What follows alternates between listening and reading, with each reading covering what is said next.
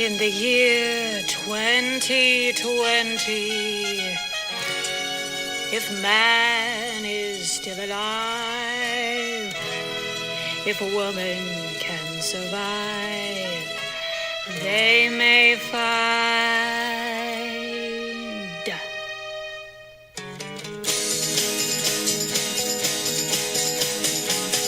In the year 2020, toilet paper will be far from plenty.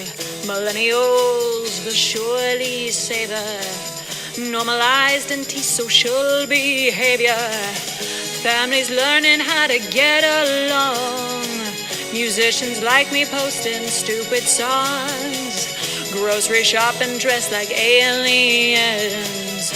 Over purchasing disinfectants. People walking up and down the street, trying to stay apart at least 6 feet. By the end of this, I hope we learn how to wash our hands to not spread germs. Welcome to 12-Ounce Sports Radio and The Burn with Mitch Show. Here's your host, Mitch Bernstein.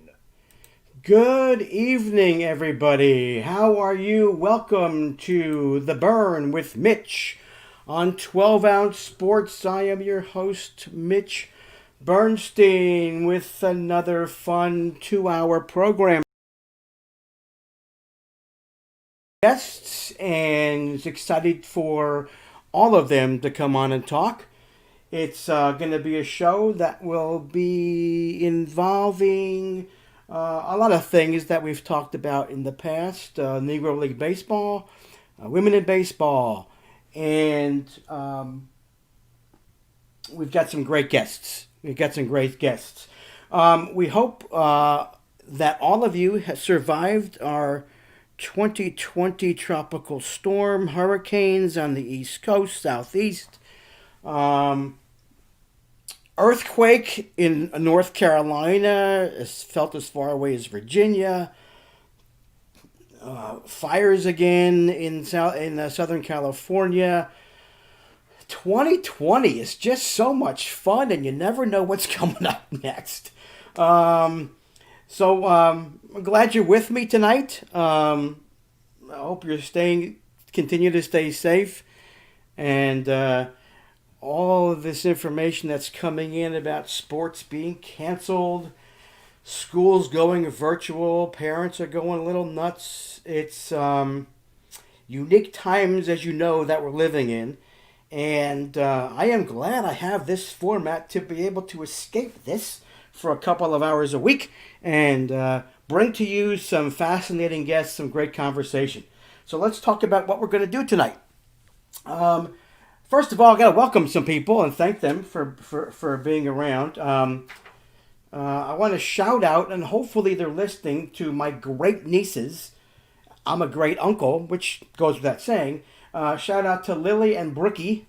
And know that Lily and Brookie, well, Lily at least, loves playing baseball. So Lily, you're going to enjoy talking or listening to the show tonight because I got some really good guests. Hopefully you're listening with Brookie and your dad and your mom, Jared and Alicia. And then always a shout out to, which I forget to do sometimes, to my social media manager, my lovely, talented daughter, Kelsey, who is an amazing graphic designer and social media manager. And she is, if you're looking for some graphic design work, she can do some stuff for you on her own.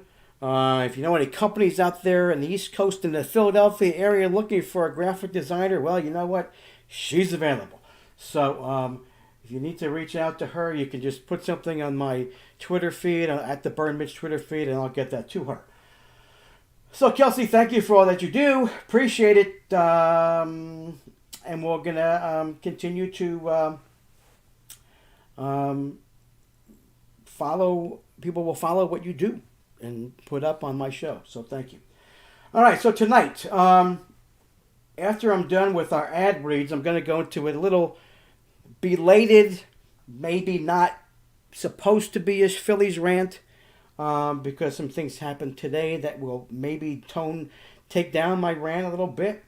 And then our guests. So at 6:20, those of you who listened to my show when I was at the Negro Leagues Museum a couple of weeks ago, Sam Allen was a guest scheduled. Sam called me to apologize. And no big deal. Things happen. Things crop up. As it turned out, he was unable to make it due to some personal issues. So I contacted Sam. So Sam's going to give me a call at 6:20, and we're going to talk about his experience in the Negro Leagues. Sam played for 3 teams: the Kansas City Monarchs in 1957, the Raleigh Tigers in 58, the Memphis Red Sox in 59. So, and he had a great year in 57. He scored the most runs in the league, and we're going to talk a little bit about that. Who he faced, some things, some people that he remembers that maybe the general public remembers as bigger names that he may have faced or played with in his time in the Negro Leagues. Following Sam at 7 o'clock, excited to have on former Major League pitcher Luis Tiant. Louis will be on with Cat Williams. Hopefully this goes well. It's a Zoom call that we're going to do audioly. Nice word. With audio only. And I hope we're going to talk about several things. Obviously, Louis' career, but secondarily with Cat Williams, who's the president of the International Women's Baseball Center. She's written a book about Lefty Alvarez, who was a young lady who came to the United States at 16, I believe 16, to play baseball. And the connection there with Louis is, for many of you who do know, Louis is also from Cuba. So we're going to talk about Luis Tiant's move to the United States, Lefty Alvarez's move to the United States, coming from Cuba and what that was like. And then we'll talk about the book that Cat Williams wrote about Lefty Alvarez, and we'll learn more about some more details about Lefty and Cuban baseball. At 7:30, Ryan Woodward, also of the International Women's Baseball Center, Ryan will be coming on to talk more about specifically how we can get women in baseball. And as you know, it's a common theme of mine. Last week I talked to Maybelle Blair and Shirley Berkovich about former AAG, former All-American Girls Professional Baseball League players, and their ongoing efforts to promote girls and women in baseball, getting a league established. So we're going to talk to Ryan about that. And at the end of the show, I will announce our Field of Dreams contest. Thank you to those of you who entered. It was fun to see all the entries, and we'll be making the announcement of who won the contest to the question of who carved Ray Loves Annie onto some piece of wood at the Field of Dreams. So more to come on that. So great show. Stay with me. Appreciate you being here. You are listening to 12 Ounce Sports.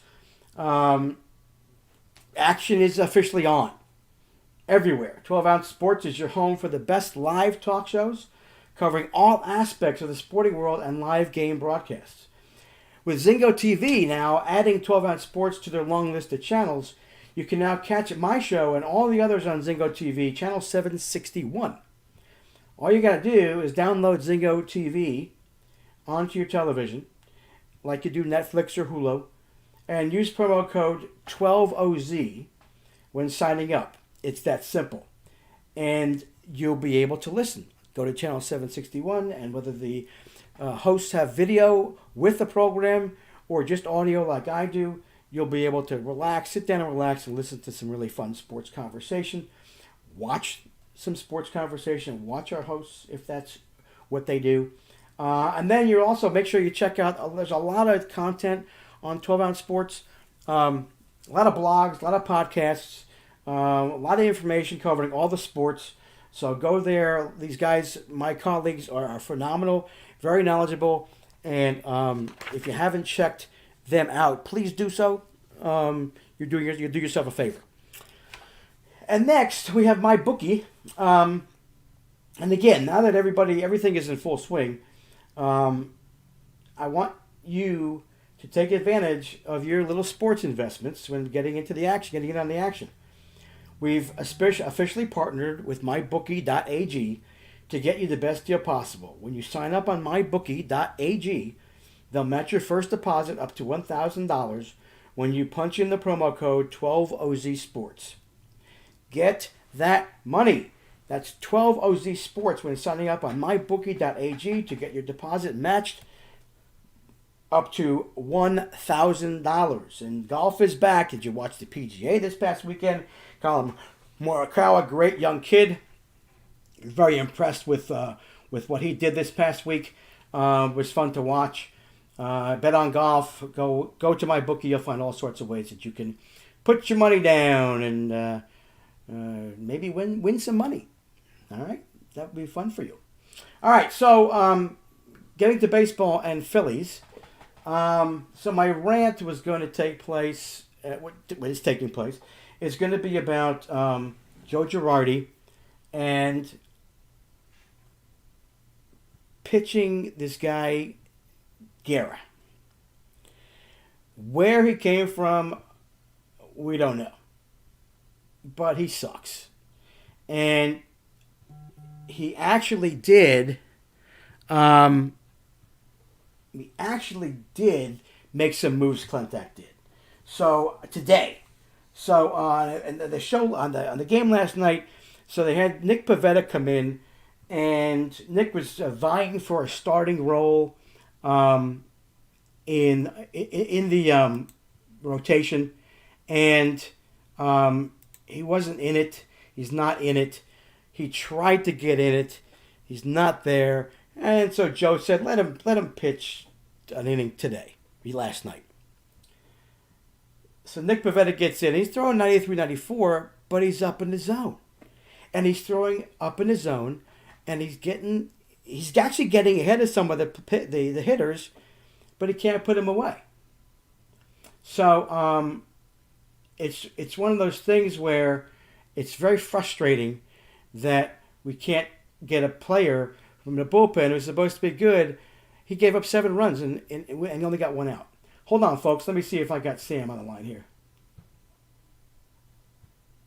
Okay. So we'll get Sam to call back in a minute. Sam's a little bit early. But the Phillies need to stop keeping these guys who just can't pitch. So Nick Pivetta was put back to Lehigh Valley. They let go of this guy, Kelly. I don't even know his first name because I have no idea where he came from. He gave up a couple of runs, and they DFA'd him. They designated for assignment Nick Williams, who hasn't played at all. And they brought up a couple of guys from AAA. So, and this guy Guerra, I don't know why Joe Girardi has kept with him, because he came in the first 4 runs, and then he pitched well, and then he gave up in another outing, several other runs, and he's keeping with him. Tommy Hunter couldn't hardly get a guy out the other night. So this bullpen and the Phillies has got to get fixed. The good part, Jake Arrieta. Now, if those of you who have watched Phillies games and have seen Arrieta the past 2 seasons, hasn't been very impressive. But Jake Arrieta pitched the best game of his Phillies career the other night. Shutout. Ball was moving. Kept the hitters off balance. It was great to see. So if they have Nola and why am I going blank? Zach Wheeler and Arrieta now as a top 3, you know what? That's not so bad in a 60-game season. Then you have Vinny Velasquez, who's very inconsistent, can't last more than 5 innings. And then you have Spencer Howard, the new kid. Didn't pitch really well. I really wish the Phillies could get somebody who could just come out and get his head together and pitch as well as he can, as he knows he can in his first outing. A lot of other teams do that. Why we can't do that? Why the Phillies can't do that? I don't know. So it's very frustrating in that respect.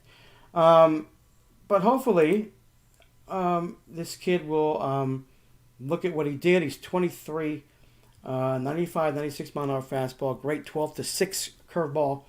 Really had some hitters off balance. It was great to see. So hopefully he will come back in his next start and do one heck of a job. So that is what I'm hoping will happen. We shall see.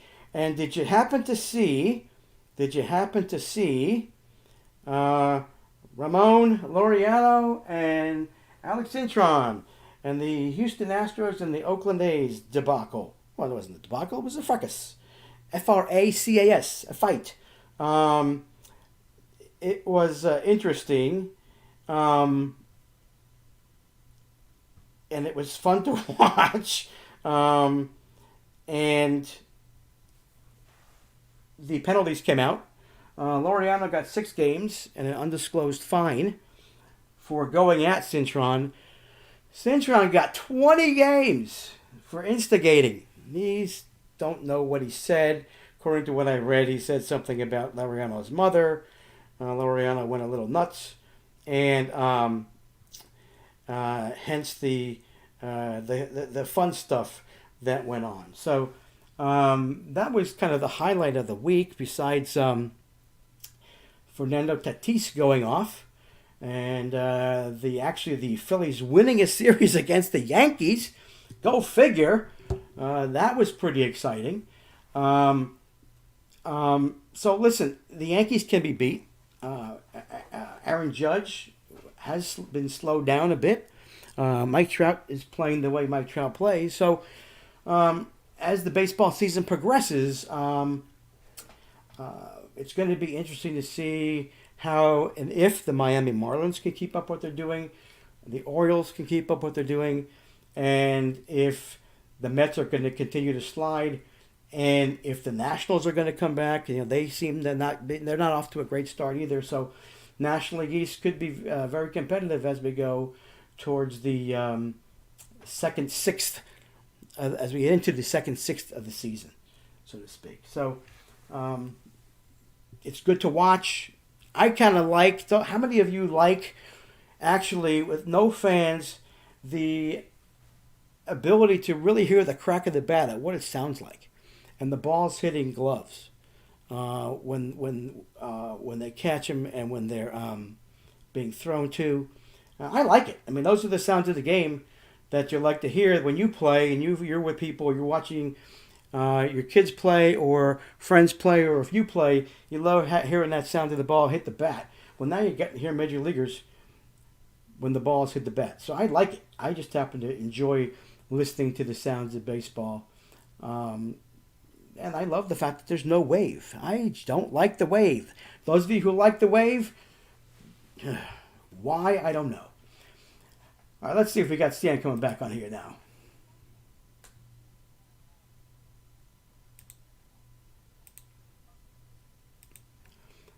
Hello, Sam. How are you? Hey, Mitch, how you doing? I'm fine, sir. Good to talk to you, my friend. Yeah, how you doing today? I am doing quite well, actually. I got some decent sleep, and I did a little bit of work for school, and I did a lot more work here in the house. So okay. My wife is happy, so that's all that matters. How about that? Yeah, well, that's hey, there you go. You're successful. If you're not, if your wife's not happy, you haven't done anything. You got that right. So folks, Sam, I'm going to tell him the story real quick about when I contacted you about 3 weeks ago. Yeah. Okay, so I met Sam. I knew Sam and Pedro Sierra were going to be at a card show in Valley Forge in January. And those of you who have listened to my show know about my passion for Negro Leagues, and it started in January, knowing about the Centennial celebration. So I said, I got to go meet these guys. So I get up to the show. Sam is there. I meet Sam. He's very nice. We have a very nice conversation. I don't want to stay with Sam too much because other people are there. So I move over to Pedro and I start talking to Pedro. I then asked Sam and Pedro both if they would be able to come on the show. And they said, sure, let me know when you want. Give me a call. That was in January. So I knew I hadn't talked to Sam since then. And this was about probably Sam 4 weeks ago, right? Yeah. And I called Sam. I said, hey, Sam, I don't know if you remember me, but my name is Mitch Bernstein, and we met at the card show in Valley Forge in January. And Sam's response was, oh, yeah, you're the one with the radio show, right? And I about fell on the floor. Because six months goes by, and Sam remembers me. I'm thinking, there's no way. I said, Sam, how did you remember? Sam, do you remember what you said? What, about, I heard you picked up your voice. Yeah, no, you said to me, well, I got 3 eyes and 3 ears. I pick up a lot of stuff. Oh, yeah, my third eye. Your third eye, that's right. Third ear, yeah. So, Sam, it's a pleasure to have you on. Thank you for doing this. Yeah, well, I appreciate anything for baseball. That's my passion. Absolutely, as is mine for sure. Sam, you got in late in the Negro Leagues, correct? Yeah, I came in. Matter of fact, I started playing, and I played a few games in '55 and '56, but the full season I started in '57 with the Kansas City Monarchs. With the Kansas City Monarchs, yeah. Yes, and I read today. I didn't know this, that you were the league leader in runs scored that year. Is that right? Right. Yeah, and matter of fact, the fellow that batted second, if you've seen the Toyota commercial, Jim Robinson. Jim Robinson, yes. The fellow that's riding in the Toyota. Yes. They got a commercial. But he used to bat second, and when he could hit behind the runner, and I'd break. And when I got on base, we had hit and run on, so I'd run, and when he got a hit, I'd go all the way to third. So you went from first to third rather easily. Oh yeah. So you were quite a few times. You were batting leadoff. Were you batting leadoff then? Yeah, I was leadoff. Okay, Yeah. All right. And you hit pretty good, right? But your on base percentage. Your on base percentage. At a 7 hotel every night, I'd have been a 300 hitter. I think I did pretty good for sleeping on that bus. And then I weighed 160 pounds to start with, and we had those wool uniforms. So yes, halfway through the summer, you lose about 10 pounds. So I was able. But you got on base, which is great. Now, who was a pitcher back when who you played against who you really enjoyed hitting against or just loved the competition, loved facing him as a pitcher? Well, Pedro was playing with Detroit. I remember I hit a home run off Pedro once, and after that, every time I come to the bat, Pedro would throw at my head. So I didn't try to hit another home run off of him. We didn't have the helmets at that time either. You didn't, no. So was he bringing it pretty quick? Yeah, oh yeah. That's great. That's interesting. Yeah. Who else do you remember that you faced? That is there anybody that people might know? John Winston. Okay. He was had a terrific curveball, and he could throw that smoke. He threw smoke too, and had a nice breaking pitch. Yeah, they had a wicked curveball. Yeah, it was. So when you're batting, I'm sure you remember this. When you're batting, as players do today, are you familiar with what they're throwing, and then are your eyes trained to pick up the curve on the break on these curves, on these pitches? Yeah, see, one thing, a curveball, a breaking pitch has a lot of spin on it. Right. See, I had a manager named Dizzy Dismute. He was about 80. He was in his 80s, and he could sit in a dugout and tell you he could pick up the pitch from his dugout. Oh, is that right? Tell us. Yeah, we looked for anything. If the pitch had a lot of spin on it, it was a breaking pitch. Right, and but yeah. Did you would look at it? You knew it was coming. Well, yeah, he could tell us. Yeah, he could tell. Yeah, that's and he was 80 years old. And he could. Well, God bless him, right? Oh my gosh, wow. Yeah, and he used to manage with his street clothes on, just like you remember Bert Shatner was with the Dodgers in '47. He didn't put the uniform on. He'd manage in the street clothes. Because he wanted to look different. That's all. No, because he had promised his wife that he wasn't going to put on another baseball uniform. And Ranch Rickey told him, said, "Well, what you do, you don't have to put the uniform on. Keep your suit clothes on." That's just leave Yeah. it. You're fine. Just keep managing. As long as you keep that on, you're good, right? Yeah, and then you won't be lying to your wife. See? That's exactly. Well, see, even back then, you had to do what you had to do. Right. Oh my gosh. Right. So Sam, tell us how you got into the Negro Leagues. How did this all start for you? Well, I was a pretty good semi-pro player in Norfolk. I'm from Norfolk, Virginia. Mm-hmm. And 1952, Willie Mays, he was the rookie of the year 1951. He got drafted in the Army, and he was stationed at Port Eustis, which is right across the tunnel from Norfolk. Mm-hmm. And he used to have an all-star on the weekend. He played with Fort Eustis team during the week, and on the weekend he'd have an all-star team. He'd pick up players, and I was fortunate to be one of them. And we played on Sunday. We played Lynchburg during the afternoon, and then that Sunday night we go to Winston-Salem and play. Okay. But I was happy that Sunday afternoon, so I thought we were going to come back to Norfolk after that game, but then we had to ride all the way to Winston-Salem. Man, I was beat. That was tough. Yeah. Yeah, that was the beginning, you know. Right. And then continue. And then at what point and how did you get onto to the Monarchs? Well, I went down to Cincinnati. I thought the Negro League was my second choice. I thought I was going to be able to go into organized ball because I had played an inter-squad game with Norfolk, which was in the Piedmont League in spring training, and I hit a home run, and I thought I was going to be on my way, but it didn't happen that way. And I went down to Cincinnati's minor league camp in 1957. Okay. And met a guy named Bob Mitchell. He was a pitcher with the Monarchs. He was down there. And he said, "Well, let me give you guys my number in case I'm with the Monarchs." So I said, "Well, I'm going to take the number." But I thought I was going to make it down in Cincinnati camp. But Right.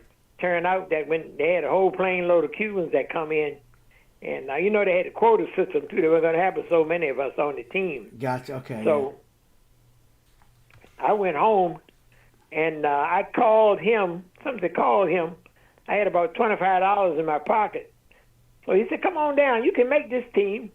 So I jumped on the bus, packed my clothes, and got me a $19 one-way ticket to Jacksonville.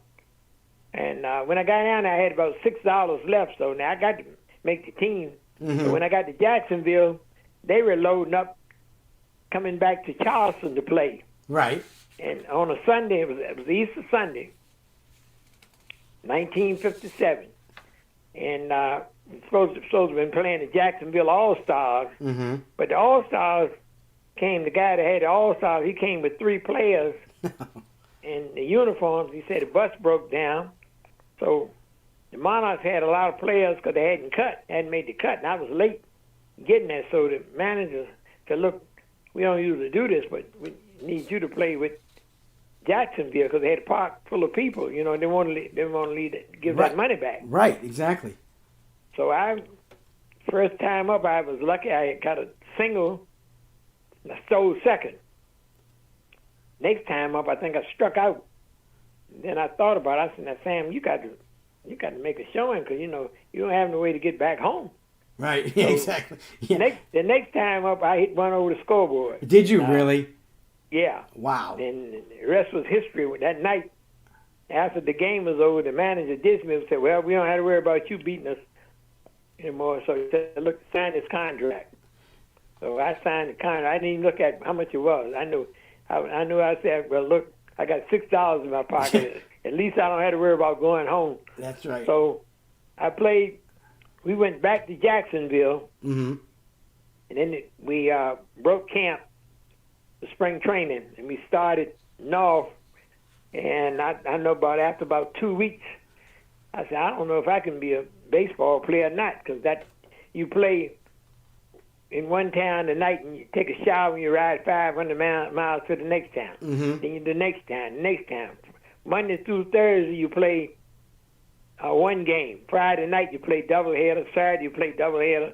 And some Sundays you play 2 doubleheaders. Oh my God! Really? 2 doubleheaders? Yeah, and that would beat you down. See, and I was small. I weighed 160 pounds to start with, but I was able to pace myself, And that's the thing about baseball. You play every day, Yeah. and if you beat yourself down, that ball will jump over that bat on you, and you have to learn how to pace. And you got to be durable to play baseball. Absolutely. And then the pitchers too. I was a good high ball hitter, and after one time around, they start scouting you. They don't throw you in a high ball. You got to hit the low ball. Mm-hmm. See, and that's why you got to make an adjustment in baseball, because pitchers they study. If you're a good high ball hitter and you can't hit the low ball, they're gonna pitch you low ball. So you got to learn how to hit the low ball. Right. Then they're gonna start with the high ball, But it's a cat and mouse game in baseball. Yes. And did you? So let Yeah. me ask you a question with regard to that. So your coaches, obviously, nowhere near what they specialized are today. So in the Negro Leagues, was it basically up to the players themselves? I know you had coaches. Were there hitting coaches, or was it just the manager, that kind of thing? Well, you had a manager. You couldn't have the hitting coaches. See, now what we Right. did, we had in the middle of the season, you had you sent one outfielder home, and the pitcher that pitched the night before, he played one of the outfield positions. See, so you had to really hit the ball, because we didn't have the luxury of having the batting coaches and Right. but the manager was real smart, because the manager we had, he had been with Satchel Paige and Josh and all those guys. His Right, name okay. was William Dizzy Dismute. He was a submarine pitcher. Yeah, and he was real smart. So he was smart. So And he was gave the us a lot of tips. Yes, it's because, and what I was getting at, Sam, was, with everything that the players have to their advantage today, if you look back at the Negro Leagues, and we all know how much talent there is there, they didn't have the help of, as you're saying, hitting coaches and pitching coaches and all the little things, nuances that these guys have. You really had to know the game. You really had to adjust, like you're saying, on your own. So to me, it seems like the guys in the Negro Leagues were much smarter players, Oh yeah, no doubt about it. Right? In the early days, Negro League teams played Major League teams, Right. and they beat them. yes, See, Yeah. and now in 1947, see that Jackie Robinson, Branch Rickey, what he did with Robinson, Robinson played with the Monarchs in 1945. mm-hmm. So what they did, they knew if he could ride that bus and play in the Negro League, he was durable enough to play in the majors. Mm-hmm. See, so Robinson, then they carried Robinson to Montreal, then brought him up. See, but Larry Doby, Hank Thompson, Willard Brown, Mm-hmm. and Dan Bankhead. See, they didn't have the luxury of playing in AAA ball. They put them right in the majors. See, Dan Bankhead pitched one week in Memphis in the Negro League, and Rickey flew to Memphis and bought him, I think, for $10,000. And next Sunday he was pitching in Evans Field. Wow. Yeah. So Yeah. these guys, the owners knew in the major leagues, they had the ability to, again, pick and choose because they had the money. Now, speaking of money, do you remember how much you were paid when you played? And when I started, I was getting $150 the first month, Mm-hmm. Then the next month I got a $50 raise, so I went up to $200. But at that time, working on the job, minimum wage wasn't but $1 an hour. Right. So actually, if you get $200 a month, you were making more than you were making minimum wage. Right. And so, and you were playing baseball, which you love. That's right. And traveling. Yes. You got $1 million worth of experience traveling, you know. Yeah. Yeah, you travel all over the country. I know in 1957, I was with the Monarchs. We played with Detroit, and we went all the way up to Libby, Montana. Wow. Played in Libby, Montana, and from there we crossed Montana into Idaho. We played in Wyoming, North Dakota, South Dakota. Mm-hmm. One town in North Dakota, we went to the town and looked around, didn't see a ballpark. Bulldozer pushed down some trees and strung up some lights, and we played a game. Right. Really? Yeah. Then about 2 weeks later, we played in Yankee Stadium. You know. Oh so my gosh. Yeah, Negro League ball. You went from A to Z. You know. You did. Well, you went from Z to A, actually. So tell me about that experience, the Yankee Stadium. How? Oh, that was a great experience. I played. What was your reaction when you stepped on that field? Oh man, that was great. It was great. Then I had a chance to play in '59. I was with the Memphis Red Sox. We played Ebbets Field first. Mm-hmm. We played next to the last game at Ebbets Field in '59 before they tore it down. Campanella was the promoter. I mean, he could get the field. And Satchel Paige played the following week, the last game that they played at Ebbets Field. He pitched the Satchel Paige All-Star. Yes. But that was just to walk on that field, you know, say Jackie Robinson played here, you know. Mm-hmm. I'm out there in the field, Duke Snyder, Carl Ferrillo, you know. All of those guys, guys, it was, you know. And then when in Yankee Stadium, man, it was killing, you know, to go in there. And, yes, I and just really enjoyed it. Just, I mean, I know that when I have been on a ball field like that, I've been on Citizens Bank Park in Philadelphia. They had an event, and I volunteered to do that. And you know, you walk out on the outfield grass, and it's like a carpet. Yeah, like a pool table. I tell you, man. Yes, pool table. Yeah, yeah. And you think but I always in New York. I always played excellent in New York because I had an uncle that lived in New York. You know. Okay. And he would come out, so I would put on a show for him. Yeah. So sounds like you pressure didn't bother you. It didn't sound like. You just kind of just went up there and did your thing. Because typically, you know, like you said, you were playing, you needed to get a hit. And you told yourself, I got to get a hit, and you hit the ball out. And then that's what you did. Yeah, you and plus, what you did, too, in baseball, after the game, you went on that bus, you got on that bus, you got a shower, you got on that bus, and you got you about 3 or 4 pillows, and you go to sleep, you know. Yeah. To get to that you next didn't have time to do a lot of drinking and smoking, and I read something about they were talking about they were drinking and smoking, but not during my time, they didn't. Because they didn't have that kind of money. You know? Well, yes, you're right. Yeah, I think that is correct. They used to give us $2 a day for meals. That's it. Yeah. So you down south, you could do pretty good. You could get breakfast for 50 cents. Okay. Cheese, eggs, and grits, and sausage. And then at lunchtime, I used to get a 10-cent bowl of beans and get a 10-cent bowl of rice. And that was at the time you didn't know it, but that was good protein before the game. Oh yeah, I know. That's what I did. Yeah. And then we sometime in the evening we get a beef stew, and I still get a bowl of rice for 10 cents. Mm-hmm. That would fill it up, you know. Yeah.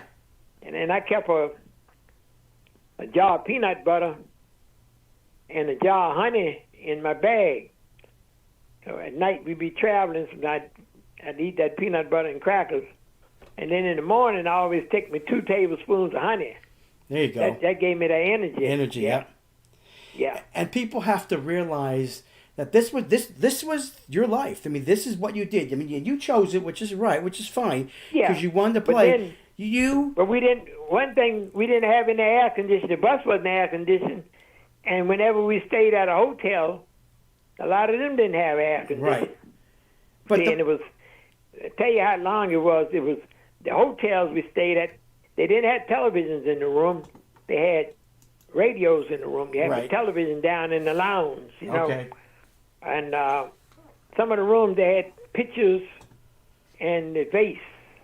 If you would saw them at the museum, the room at the museum. Mm-hmm. Yep. Yeah, I you did. see that the picture where you put the water in Yep, in the mhm. vase. Yeah, in the room. Yeah, but that's Exactly. what a lot of the rooms had. But what I was going to say was, you know, with and what Bob always says, Kendrick says, you know, with what you had to deal with racism and segregation, you know, and with hardly any amenities, the non-air conditioning, the environment that you were in, you all persevered in the Negro Leagues and played because you loved the game. And, you know, That's right. I don't know if we Yeah. give enough credit to the gentlemen and the ladies who played and amongst in these conditions. You know, so Right. you all persevered for the love of the game, and that's the key Yeah. piece to take out of this. Yeah, but you know, baseball has been great because I get more now. I get about 10 times as much now from Major League Baseball than when I was playing. Mm-hmm. You know, yeah, they give us a stipends now every month. Oh, that's not. The I didn't guys- know that. The guys Yeah. that played over 4 years, yeah.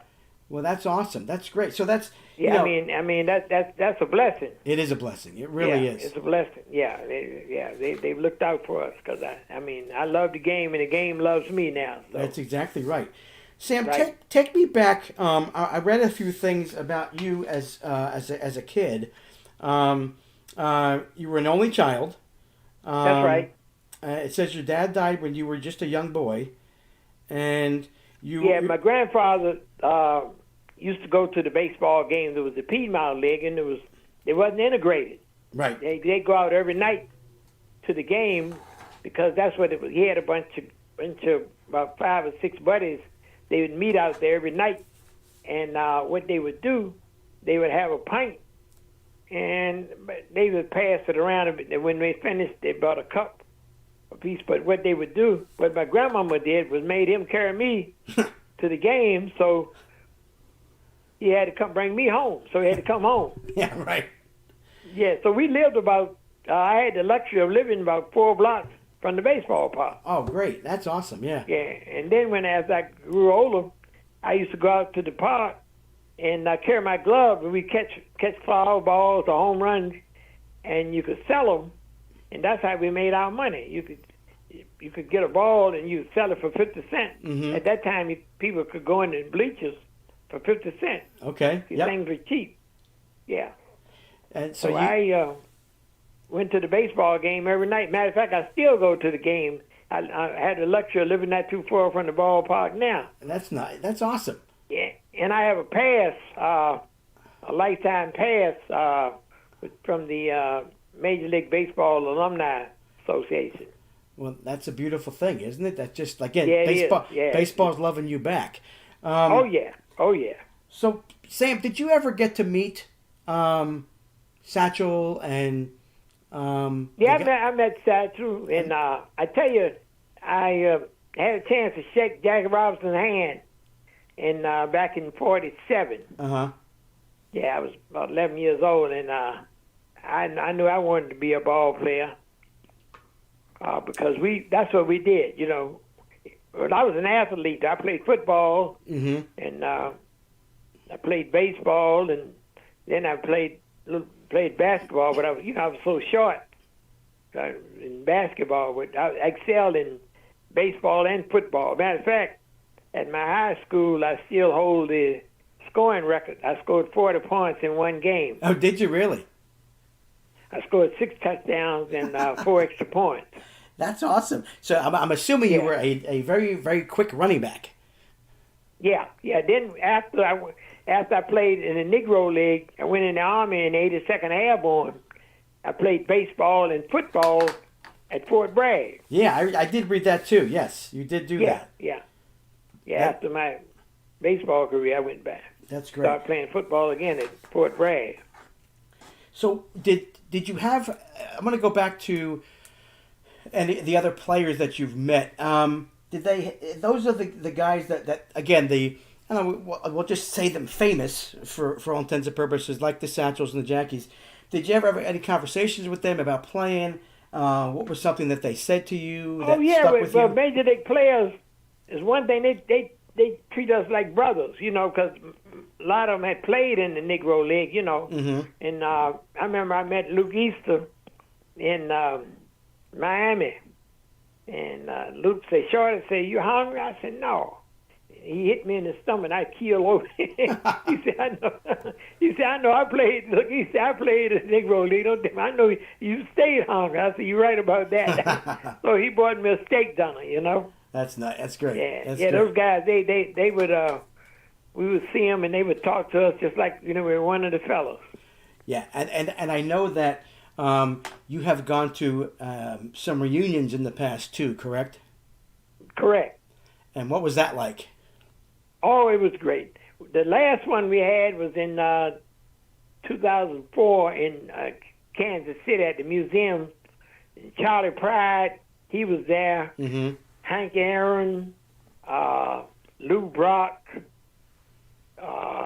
George Altman. Oh man, we had a lot of guys. And Charlie Pride, he serenaded us. He did, yeah, because Bob. He played with the Memphis Red Sox. He was a pitcher. Right. He had a very good career, right? Yeah. And he, country singer. Yeah, he made a lot of money. He did. Country. He did. Yeah. He did. So Sam, what else do you take out of you being an alum of the Negro Leagues and obviously you're doing card shows? Here in Norfolk, the Norfolk baseball team, they have a shrine where they put players' picture on the wall, and they put my picture on the wall. I was inducted last year. Oh, congratulations! Yeah, and on that wall they've got a lot of the former Norfolk Towers players like Whitey Ford, Bobby Richardson, Jim Coates, mm-hmm. Moose Scarra, and all those guys, that came through. My picture's up on the wall too. So you're very proud of what you've done. Obviously, you're proud of continue to promote baseball, specifically Negro Leagues. Yeah, and I'm involved with the youth too. They have a league in Richmond, the Metropolitan League. That was the league that Dr. Foster from Richmond started. That league when they wouldn't let blacks play in the Little League. Okay. And that league continues to operate. And you interact with the kids quite a bit when you can. Oh yeah, I go out to the baseball games, and I'm involved with my high school baseball team too. So what's a message that you give to these kids these days? Well, one thing, the kids, they have so much with the cell phones, and they don't get out. They don't get outside enough now. Mm-hmm. They're not with the air conditioning. See, when I came along, it was just as cool outside as it was inside, and that was one reason that we stayed outside. But now the kids, they live inside and they ride in the air conditioned cars. So when they get outside, it's almost like cutting their breath off. Yeah, right. They can't handle it. And then everything now is that technical, on that telephone and all those games. They got so much competition now, but during my time, you didn't have that competition, Right. Everybody's got a cell phone now, and everybody can play games and, and the computers and, yeah. So it's a different world. It is, but... Then baseball, you play baseball when you start, it's cold. Yeah. And then you get in, play it in the heat. And if you play long enough, it gets cold again, That's right. And baseball has been the same for the last 100-some years. This year, they just decided to do a change because, football and basketball, one time basketball was slow, just like baseball. They would come down the court and set up. Mm-hmm. They'd have a set shot. Mm-hmm. But then the jump shot revolutionized basketball when they started the jump shot they come down and shoot and run, and that when the black guys got in the NBA, they start running, running and shooting. And then football was the same way. They used to have that 4 yards cloud of dust, but then the quarterback started throwing them 90-yard passes, touchdown, them quick touchdowns. That made it excitement, and that's what everybody likes now, Yep. And the youngsters, the best of the black athletes, really don't like baseball. They can play, a lot of them play it, but they rather play football. See, because in football you play college ball, Right. and you get drafted, you go right into the NBA. Right. But see, baseball, you might get drafted, and you might have to go to AAA to play. And not even Now, triple. you don't beat on it. There's very few instant stars in baseball. That's exactly right. Yeah, and you might be a good hitter, but then that curve ball, you might not be able to hit the curve ball. You might hit the fastball. That's right. And Yep. they got scouts that will pick you out. If you're a good curve ball hitter, you're not gonna get a curve. They're gonna throw you the fastball. If you're a good fastball hitter, you won't see it. And they move the ball around on you. It's a thinking game. See, baseball requires a lot of thinking because It there's so does. many things you got to do. Well, exactly. If you're in the outfield, if you catch the ball, run on second. Yep. If you the single, you're going to throw the ball to second because you can't get the run at home. The runner's going to score. Right. Yeah. Right. So you got to know. Yes. And that's what. So I'm wondering. I mean, when you're out there with those kids, is that one of the messages you're giving them? You always got to be thinking. Oh yeah, it's a thinking. Yep. It's a thinking game. Oh yeah. Absolutely. Because when I play left And field, then you got to be durable too. See, you got to be able to be in shape. yes, Yeah. you got to be in shape. You can't. And it's a matter of making sure, like I said, going back to the thinking part. When I'm playing left field in my team, when I was playing, and it's communication. I would tell the shortstop if there's a guy on second, or if there's a man on first, and the ball came to me hard, and I was able to pick it up. To let the guys know that I might be going to second, or Right. or if there's a guy on second and the ball's hit behind me, or if I go deep to make a catch and he starts to tag, I tell him no. You got to come out and get the relay.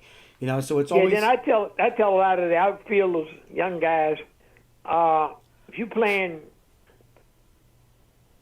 in the outfield and the ball hits the ground, you break in. You don't wait till the ball comes through the infield to move. See, that makes your throw shorter. Exactly. And once that ball hits that ground, you break in. Yep. And you come in, that makes your throw 10, 15 feet shorter. Which gives you. Don't wait for the ball to come through the infield. Exactly. You feel it. Yeah. That's That's what a lot of them will do.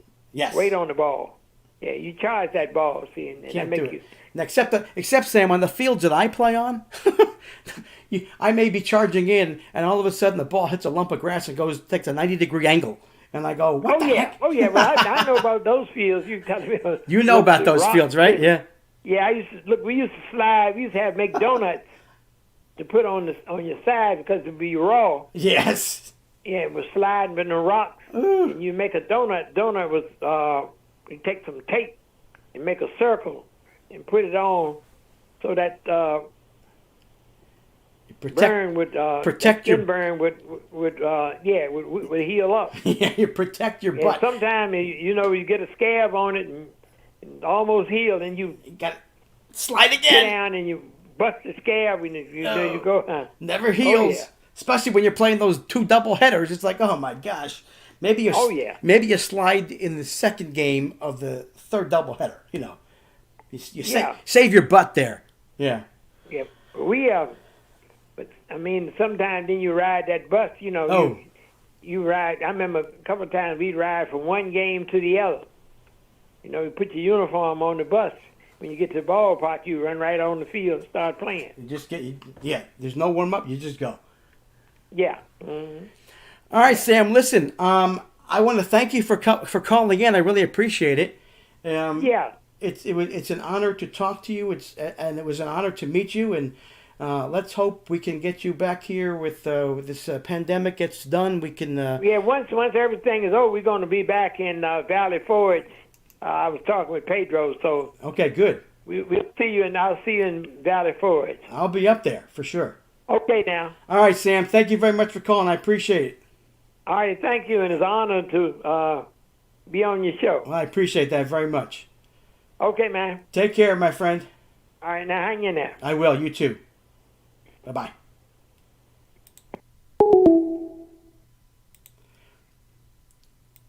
So there's a little bit of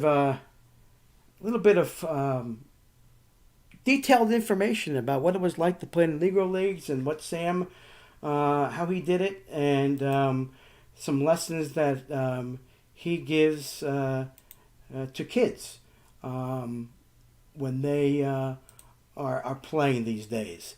So it's just an honor to be able to talk to someone such as Sam, because there aren't that many Negro League players around, and it's something that and not necessarily for baseball players, for those interested in baseball, for any sport, to keep the history going, to let people know what it was like to have these guys play. And listen, no air conditioning, segregation, dealing with racism, and all of the adversity that was thrown at them. Yet, as I always say, that Bob Kendrick says, they played for the love of the game. And that's just as simple as that. They dealt with what they had to deal with. They were realistic in what they had to deal with, and they persevered, and they succeeded. And it was one of those things where they have brought an amazing amount of history to the forefront, and better late than never. You know, we're learning about it now, for sure, and more to come on the Negro Leagues as the museum gets expanded in Kansas City, and the Other Boys of Summer movie is shown for bigger audiences, and people like Sam that continue to promote the Negro Leagues. So it's an awesome thing that we have going with them, and you have to appreciate what they did. So we're going to check and see that we can get right now, waiting on Louis Tiant and Cat Williams to come through on a Zoom call. We will talk to them about what they're doing. And Kat is coming on right now. Hi, Kat, are you there? Hi, I am. How are you? I'm terrific. How are you doing? I'm doing great. Good. I'm going to ask the audience and my daughter if they can hear us. I'm hoping that we can. So she'll text me. We should be able to. I'm assuming we are. And how are things where you are? Oh, they're great. You know, COVID has the world kind of crazy, but otherwise pretty good. And where are you, Kat? I'm in Huntington, West Virginia. Okay. I'm a professor at Marshall University. Right. Yeah. So what's happening at Marshall these days? Well, not much. You know, I mean, basically, we're trying to figure out. We're supposed to start classes in about 2 weeks, and so it's we'll see what happens. I'm not. Many of us are teaching virtually and not going face to face. I just think it's too crazy. Yeah, it's it's such a different. We ad nauseum we're talking about this. Of course, yeah. And those of us who've been around for a while, it's. I don't think we're used to it, but it just continues to be foreign. I know. It's really crazy. And I said to some friends of mine the other day, it's like, okay, so we canceled March Madness, we canceled baseball, but now you're messing with college football. And that is just not okay with me. So, but yeah, it's getting really nuts. Yeah, and the Pac-12 canceled, the Big Ten. Yeah, It's yeah. it's I unfortunate, I know but it is. Well, the Big Ten, at least they postponed it. yes, So, right. I mean, I don't know. I mean, I have mixed feelings about it. Baseball's my love. It's the sport of my heart, Hmm. but I am a huge, huge college football fan. And so the thought of now having to deal with no March Madness, no baseball, and now no football, it's almost more than I can bear. Yeah, it for some of us, I teach. I'm at a private boarding day school in Westchester, Pennsylvania, outside of Philly. Yeah, And for those of us who are social, yeah. um, it's just killing us not seeing the kids. Oh yeah, believe And me, well, I you too. know. I mean, obviously for you at the Yeah, school, you're not seeing the yeah, kids. And I'm sure you with college kids is even harder because the kids these days, I mean, they're so smart. oh yeah, And to be oh able yeah, to have conversations with them, and not yeah, necessarily in your subject area, but just about the world, it's just a yeah, pleasant thing to happen, you know. yeah. It is, and the thing is, I'm also, I am the kind of teacher slash professor that really it's about interaction. Hmm. And so, I really miss that. Although I gave a talk today about the 100th anniversary of women's suffrage, and I did it via Zoom, and it actually went really well. People were engaged, and but it's hard, It is and I hard. am a social person. I mean, I Hmm. have a hard time. So, but we do what we got to do, You right? do, you do. You have to adapt. Yeah, That's what we do. yeah, All right, so yeah. we're still waiting for Louis. Um, Okay. but so let's talk a little bit about. I was very intrigued about both Louis and you coming on, in that the similarity is the common ground there is Cuba. Right. Exactly. Um, Yeah. so tell me a little bit about how you or why you. Well, I met Lefty in 2003. I went to the 60th anniversary of the 60th anniversary reunion of the All American Girls Professional Baseball League. It was Okay. in Syracuse. It was the first time I had been to one. They have a players association, and they have a reunion every year, and members come. It's a big deal. It has gotten considerably smaller, obviously, as the number of players has dwindled. But I went looking for. I was a fairly new professor at Marshall, and I was looking for a research project in women's sport history. And so I went, was terrified. I mean, I was absolutely terrified. And so I met Lefty by sheer chance, and we became friends. And she is immediately engaging. She is funny and caring and open. And I have always had a love for and an appreciation for Cuba, for Cuban culture, for Cuban society, and of course their connection to baseball. And so when I realized very quickly that she was from Cuba, that was very intriguing. But Okay. as I said, we became friends, and as I learned more and more of her stories, I realized, wow, this is a story that needs to be told. So you yes, I mean I was reading up about her. Um, she give me can you tell me the process about which you contacted her about writing this book? Well, as I said, because we were friends first, and I started to just, she would tell me little stories, just little tidbits of things, and I was intrigued, and I would kind of push a little bit. And I said to her, Lefty, I think this would be a really great book. Your story needs to be told.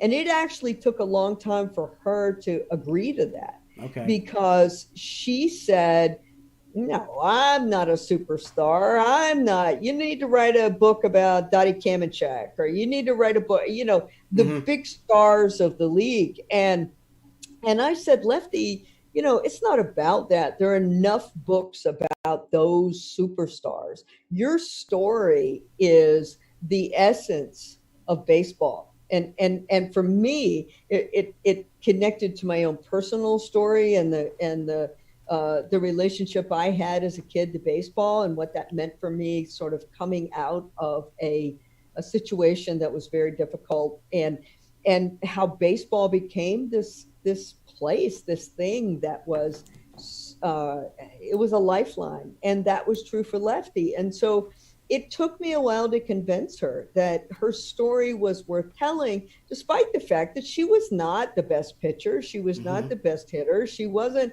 any of that. And so I started to really convince her that there are other things that are important about the history of baseball. It's not who has the most strikeouts necessarily, or who has the most home runs. It's about the game, it's about what that game meant. And for Lefty, she grew up in Havana. Her father worked for and was a supporter of Batista, the dictator. Her brother grew up to be a supporter of and fought with Castro. I mean, this was a very, very, it was a really difficult childhood for her. And baseball was a solace. It Hmm. was a place where she could go, and she was good at it. She had an undiagnosed learning disability and struggled through school. So she didn't feel competent. She didn't feel okay. And then, but when she went out to play baseball, she was good. And so that was sort of the essence of the story, and I convinced her that that was worth telling. And thank God, because I think it's an incredible story. Yeah, in talking about the All American Girls and Negro Leagues, my two baseball passions, um, just the fact that these ladies, girls, young boys, left home, Yeah, and the fact that both Louis and um, Lefty left at such a young age. I mean, yeah, that yeah, takes a lot of chutzpah, if you will. It yeah, takes a lot yeah. of guts, and I understand from reading some excerpts that she didn't speak a lot of English, if any, No, um, very little. and I can't imagine. I myself couldn't imagine doing that. Um, Hmm. so, and I'm sure, like you said, to her, the story. Yes, we're not looking for the home run king. We're not looking for the Cy Young Right, Award winner. This is a baseball story. This is a human right. story Yeah, that that's right. baseball revolves around. And that's Yeah. what the key is, to let people know the history. I just finished talking with Sam Allen and from the Mm, Negro Leagues. yeah, And Bob Kendrick says the same thing. It's not yeah, necessarily about them. It's about that's what right. they went through and American history. And That's right. people need to Yeah. know those stories. Yeah, that's right. Yeah. And you're right. I mean, Lefty was in 1947, the All-American Girls Professional Baseball League went to Havana for spring training. And there was word that they were coming. And so a local businessman in Havana, we believe that he had a connection with Philip Wrigley, who, of course, was one of the owners that started the All-American League. Mm-hmm. And he started De Leon started a women's girls slash women's league in Cuba, and patterned after the All Americans. They had the same kind of uniforms, the dress, and Mm-hmm. they played the same rules and that kind of thing. And they really they were a big hit. Well, Lefty tried out and made that team, and in '47 she pitched in an exhibition game with the All Americans in what was then called the Grand Stadium in Havana. And it was from there that the All Americans recruited her. But she was too young, and they said to her mother, when she's 15, she can come, Mm-hmm. So, interesting thing about that, though, is that she was too young to go to the U.S., and become a member of the All Americans. But they said, we're going to do this exhibition tour around Latin America. She can do that. So she did. She traveled all around Latin America. But she was 15 when she first came to the United States, spoke no English. But it was, as she said, it was one of the most important steps she ever made in her life. Wow, pretty interesting. All right, I'm wondering. I think Louis. I'm waiting for him to. I think he's muted because I don't see any microphone next to his name. So hold on.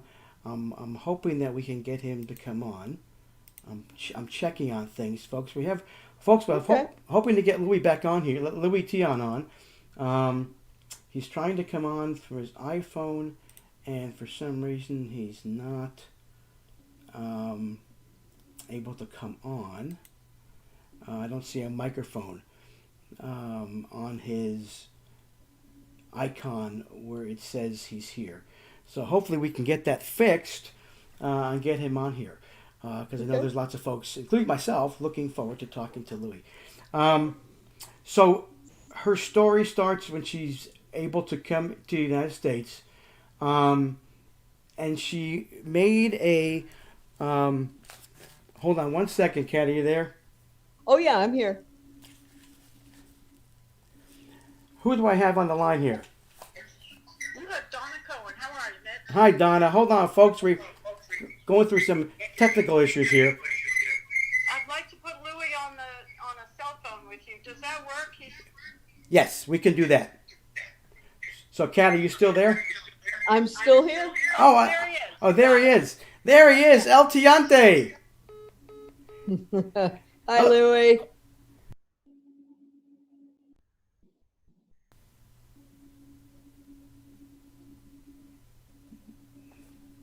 Louis, are you there? I can see him. I don't know if he can hear me. Let's see. Louis Tiant, can you hear me? Let me see. Let's see. No, I don't think he can hear me. No, he doesn't seem to be responding. Yeah, he's not responding. So we'll see if we can get that fixed. But he is on video. Okay. He's connecting to audio right now. So we'll get him there. Thanks for your patience, Kat. I appreciate it. Oh, of course. No problem. Connecting to audio, Louis. He's connecting to audio. Louis, I can see you, but I can't. I'm waiting for the audio to connect. Look at that handlebar mustache. I'm telling you, we're all willing to wait for Louis Tian. I think we are. We're going to wait for Louis because so many people want to hear him, and I want to talk to him. Absolutely. So he's still having problems connecting to audio, and I'm not sure whose end that is. Let's see. Louis, if you can hear me, can you raise your hand? Oh, he's still waiting to connect to audio. I'm wondering if you're having a hard time where he is, because it's still waiting to connect. And maybe Donna, it might be the best thing if we do this on the phone, perhaps, just on the phone, and I'll get him on the speaker, and we can do it two different ways. Donna's listening, so we'll see what happens. Hey, Donna's on it, no doubt. Isn't this lovely, this technology stuff? I'm on it, Mitch. I'll put him on right now, and thank you. Okay. All right, we're going to wait. Patience is a virtue, my friends. The longer you wait for something, the better it is when you finally get it, you know? So that's right. So patience is good, and I believe he's going to be calling me or Donna's going to call me on my phone, and she'll patch Louis through, is what I'm thinking is going to happen. Because he's still not able to get to the audio through here we go. All right, so we're going to get Louis right here through her phone. Okay, you there? Yeah. Is this Louis Tiant? Yeah. Louis Tiant. El Tiante. How are you, sir? It's an honor to talk to you. How you doing? I'm great. It's an honor to talk to you. Can I tell you? My honors too. How you doing? I'm doing great. I want to ask. I want to thank you for providing me My pleasure. with me being able to watch you as a ball player. Okay. Thank you. And I know that I'm talking right now with Cat Williams,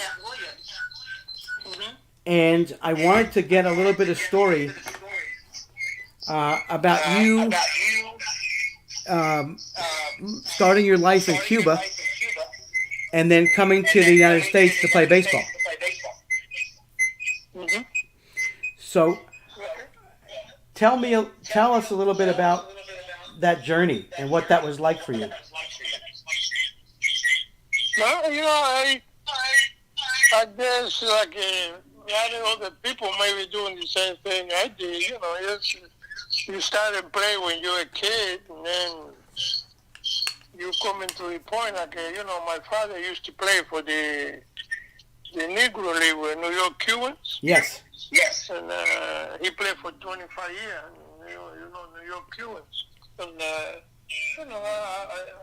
mostly the host country in the island, Puerto Rico, Dominican, Cuba, Mexico, Venezuela, that's what we do, play baseball or boxing. That's the two things we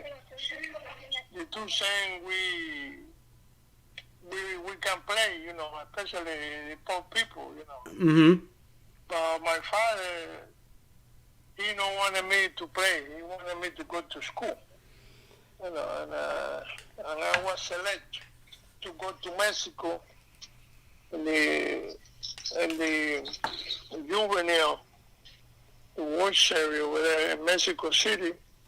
And because of my mother, she talked to my father, he let me go, but he don't want me to go. But she let me go. She let me go, and then, I go over there for, I think it was 10 days to receive the tournament. Then I come back to Cuba, and, nobody, no American scout will go to Cuba, want to sign me. Right. And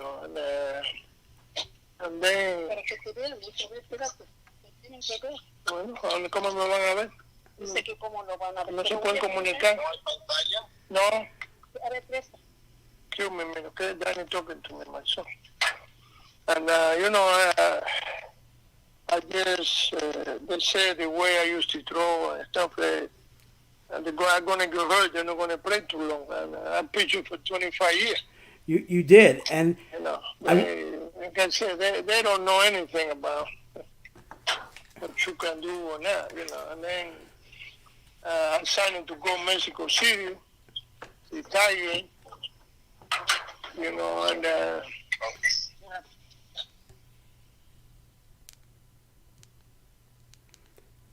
are you there? Did we lose Louis? Are you there, Louis? Okay. Are you there? Louis, can you hear me? We're having some technical difficulties. We lost him. I'm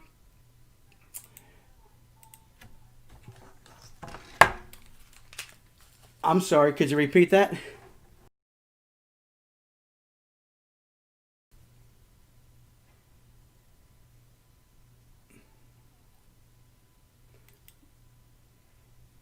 Ah, jeez. All right, so we are having having some technical difficulties, folks. So we're gonna get him back, Donna. All right, here we go. We're gonna get him again.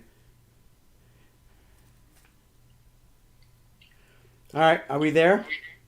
Just pulling him back in. Okay, we're pulling him back in, folks. Did Kat, are you you hear him still okay? there? Hey, Kat, are you there still? I'm here. Okay. Thank you for your patience. Oh, of course. All right, we're trying to get him hooked up so we can get a hold of him. Thank you for your patience, folks. It's a possibility that we might be able to get Louis back on again through the Zoom call, be a little bit clearer for us. We can figure this out. We may get him on in another week, 2 weeks or 3, or sometime in the future. So, Kat, tell me a little bit more about Lefty and how she went through her career. What were some things that stuck out with her? Well, as we were talking about earlier, Lefty was a good ball player. She was not an all-star. Seriously? Oops. She was not an all-star. She was a good ball player, but when she came to the United States in 1947, she was 15 years old. She showed up. They put her on a plane, and she showed up in Chicago and ready to play ball. So she. Hi, Louie. I'm putting you back on. Oops. Hello. Thank We you. got Donna back here. Sorry, Kat. That's okay.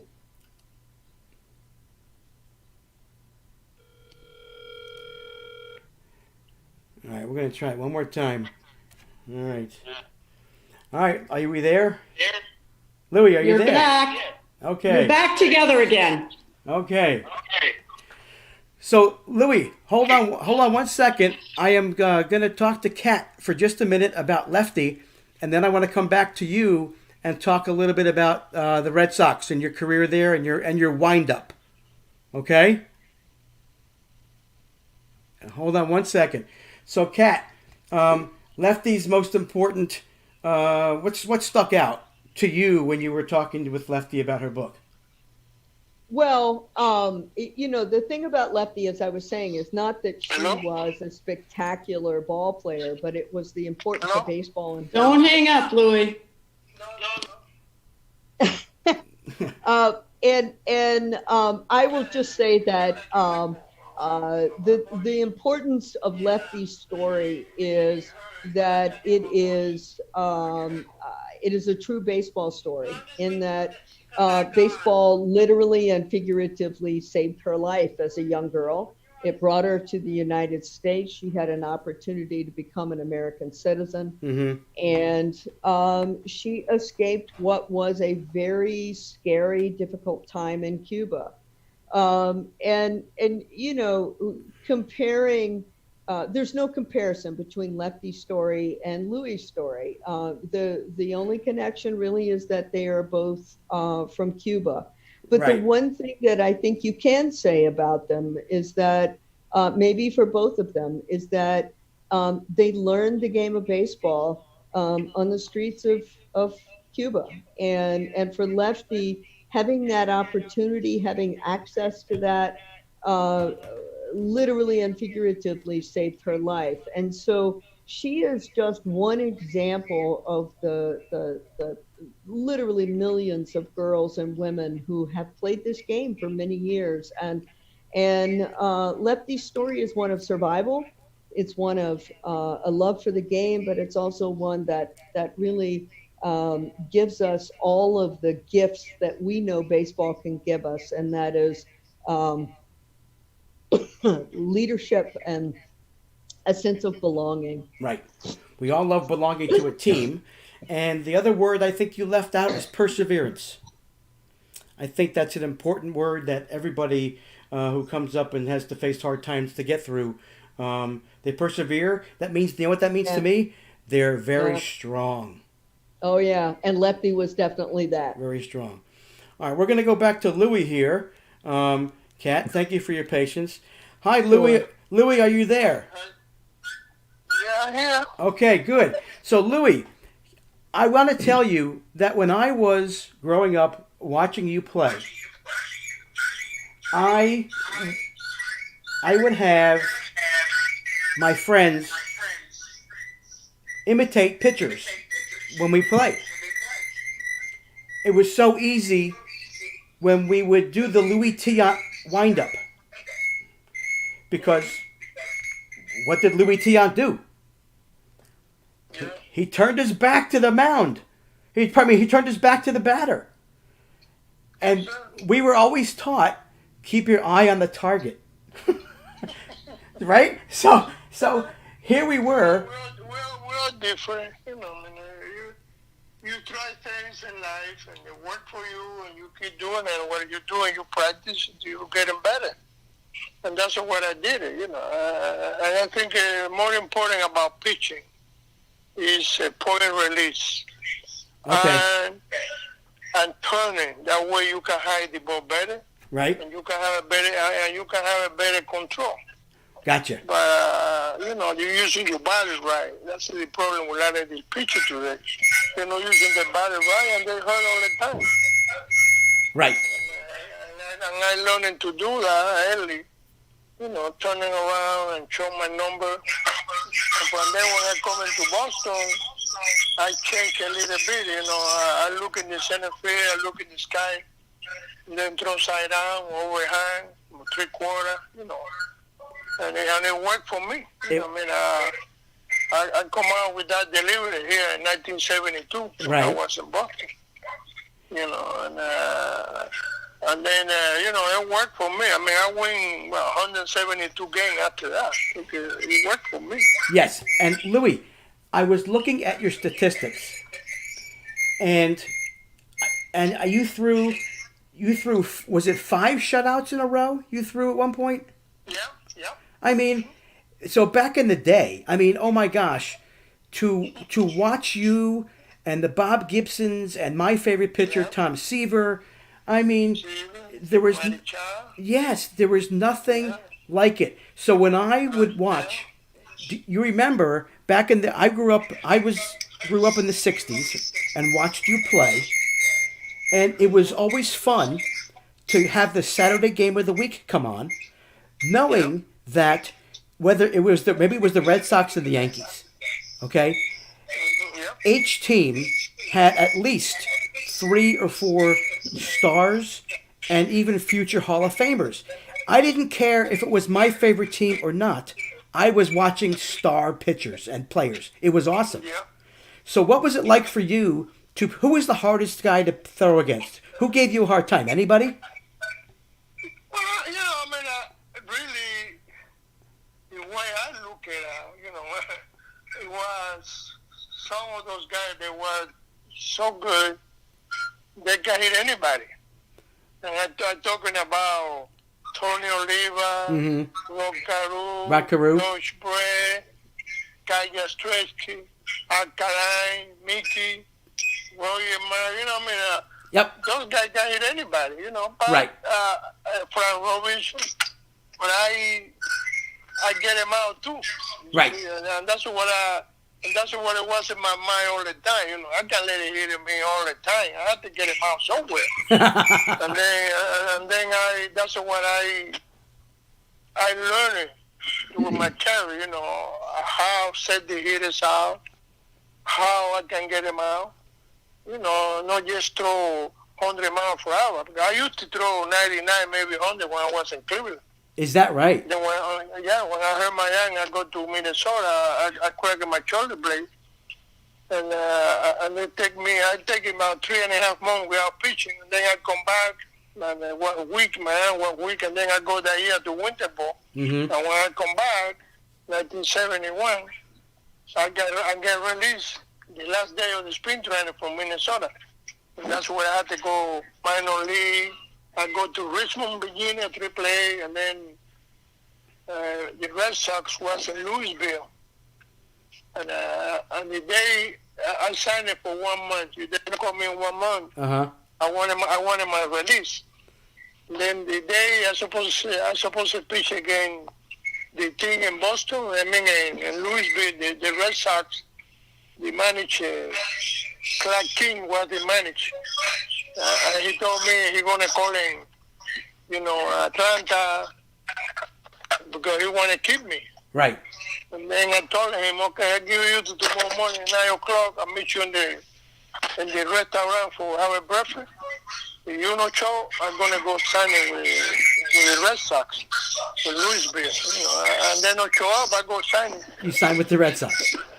Yeah, then I was 20 days down in Louisville, and then they called me up, 71. You know, but in 71, when they come up, they only put me in the bullpen. Right. They never give me a chance to be started to 1972. Right. When Sonny Silver we supposed to play against Cleveland, and Sonny Silver coming that night. They have a fever and cold. And he can pitch. And then Eddie Casco tell me, "Are you ready to pitch?" I said, "I'm ready all my life. Just give me the ball." And I go and pitch in and that's what was in the 7th inning. I was beating Cleveland 3-1, and then in the 7th inning, I have a 2 outs, and the guy in 2 strike, no ball, and then just coming to my mind to let me try this, let me try the new thing, the new delivery, and then I turn around, look in the center field, look in the sky. Look at the sky, yep. I throw side down to him. And I can see the guy, the eye is big, he moving out the home plate, he even wants the home plate. He said, what is it? Right in the middle, I tried to in the middle of the play, and then he asked Fisk, "What is that?" Yeah. I said, "That's a new pitch." "Are you kidding me?" I said, "Yeah, that's a new pitch." and then from that point on, I was in command everything. Yes. I take a number 1 spot for the starter. And the time, those time I was in Boston from 72 to 78, I was the number 1 starter. Like I said, you persist, how you don't give up. I never give up, and I don't believe in what people say. People talking too much. A lot of people talk, and they don't know what they're talking about. Right, exactly. What you can do, Like I said, when I was here, when they come in here, they bury me 10 feet in the ground. Right. And I come out. And I told somebody, I'll be back. You'll be back. And you had a great... I did it. I did it. Thank God. I come back, and like I said, I win 172 games after that. Yes, you did. It was amazing to watch. Let me ask you one more question with Kat. Kat, are you still with us? I am. Okay. So I want to ask you both, because I've got another call coming in 5 minutes, so I've got to finish up in about 4. Louis, you know about Kat and her interest in girls and women in playing baseball. What are your thoughts about that? Great. It was great. I don't see it that much. Only see now on the movies they got about the women play baseball and stuff like that. I think it was great. They can play, and they were pretty good. Yes. They play good. They have good teams, and they're good players. And they play hard.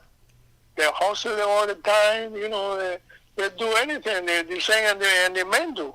Right. Maybe they don't have any power or they may have, but they got a base hit. They hit a home run too once in a while here and there. But there was a good fielding. They have a decent eye, pretty good pitches. It was great. I think it was maybe the best thing that happened for women in that category. They want to play baseball. Right. I think that they opened the door for a lot of those ladies. They want to be a ball player. Right. And Kat. Yeah. And Kat, so International Women's Baseball Center. Ryan is coming on right after you guys. We're going to talk more. So tell us what you're trying to do with that. Well, the International Women's Baseball Center is an organization, a nonprofit that's been in existence for about almost 6 years. Our goal is to preserve the history and the legacy of girls and women in baseball, and that's a long history internationally. And I agree with Louis.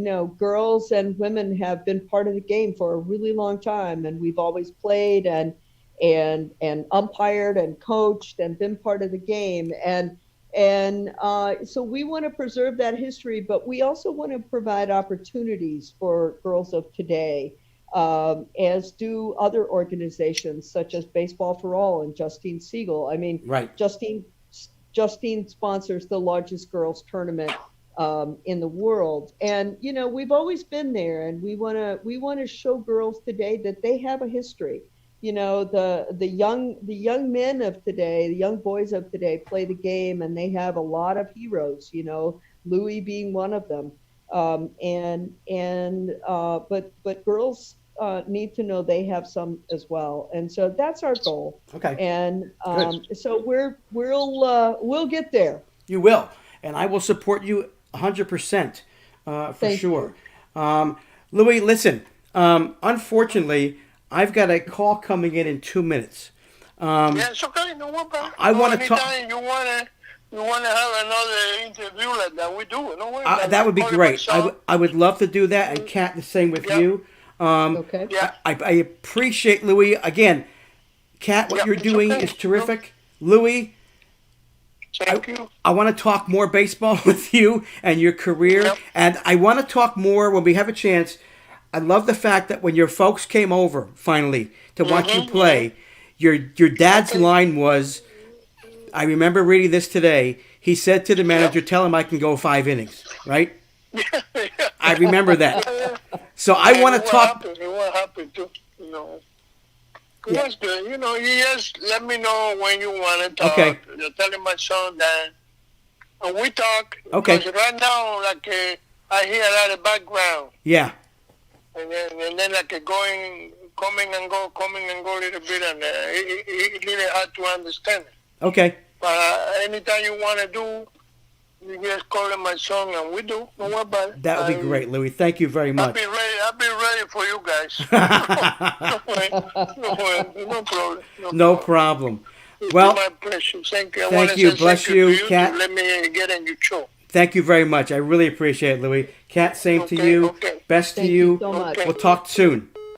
Thank you so much. We All right. appreciate it. Thank you. All right. Stay Take well. care. You too. Bye-bye. Bye. All right, though we got through that. And now we have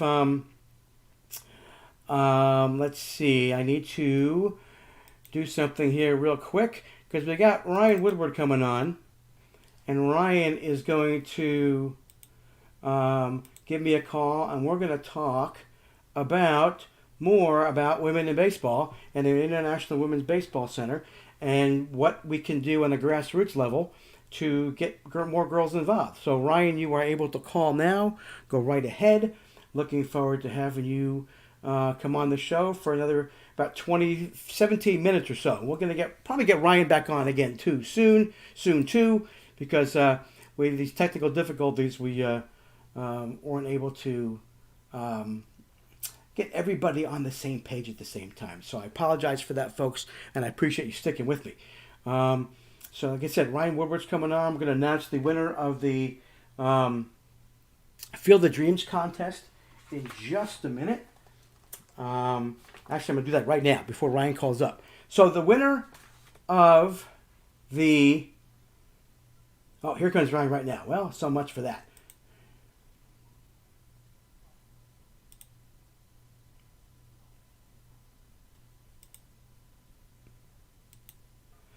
Hello, Ryan. Hey, how are you?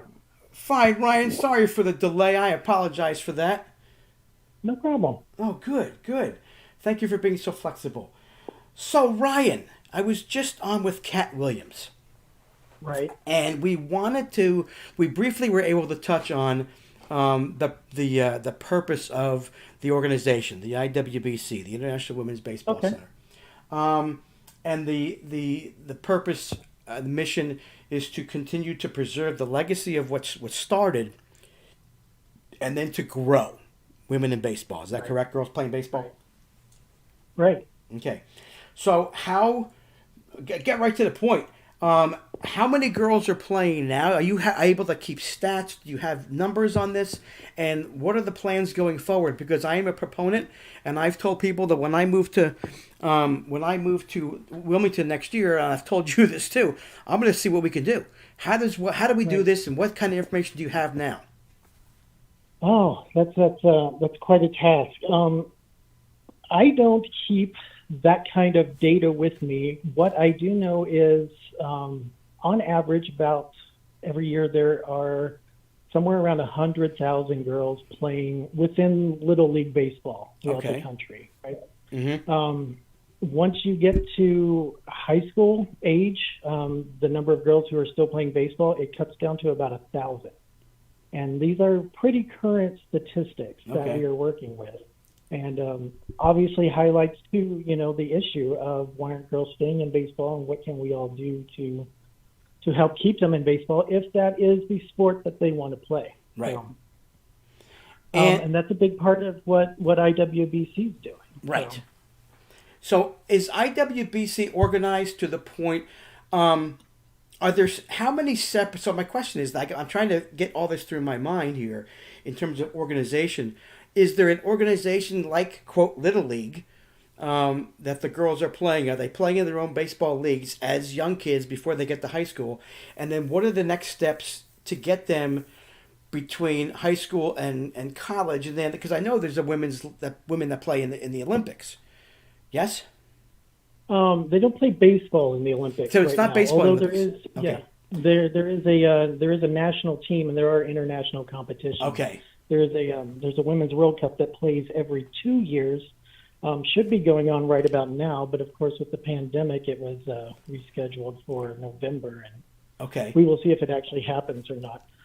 There are organizations out there, and that's part of what IWBC is trying to, collect, network, get all of these people, all these different organizations talking, so that we can get more of a joint effort to increase girls' participation in baseball. Now, if we want to speak, in more general terms, I think the number one obstacle, I think you have to flip a culture that we have in this country. Mm-hmm. Anyway, that's a daunting task, but that's what we have to do to get everyone used to the idea. If I can share a quick story.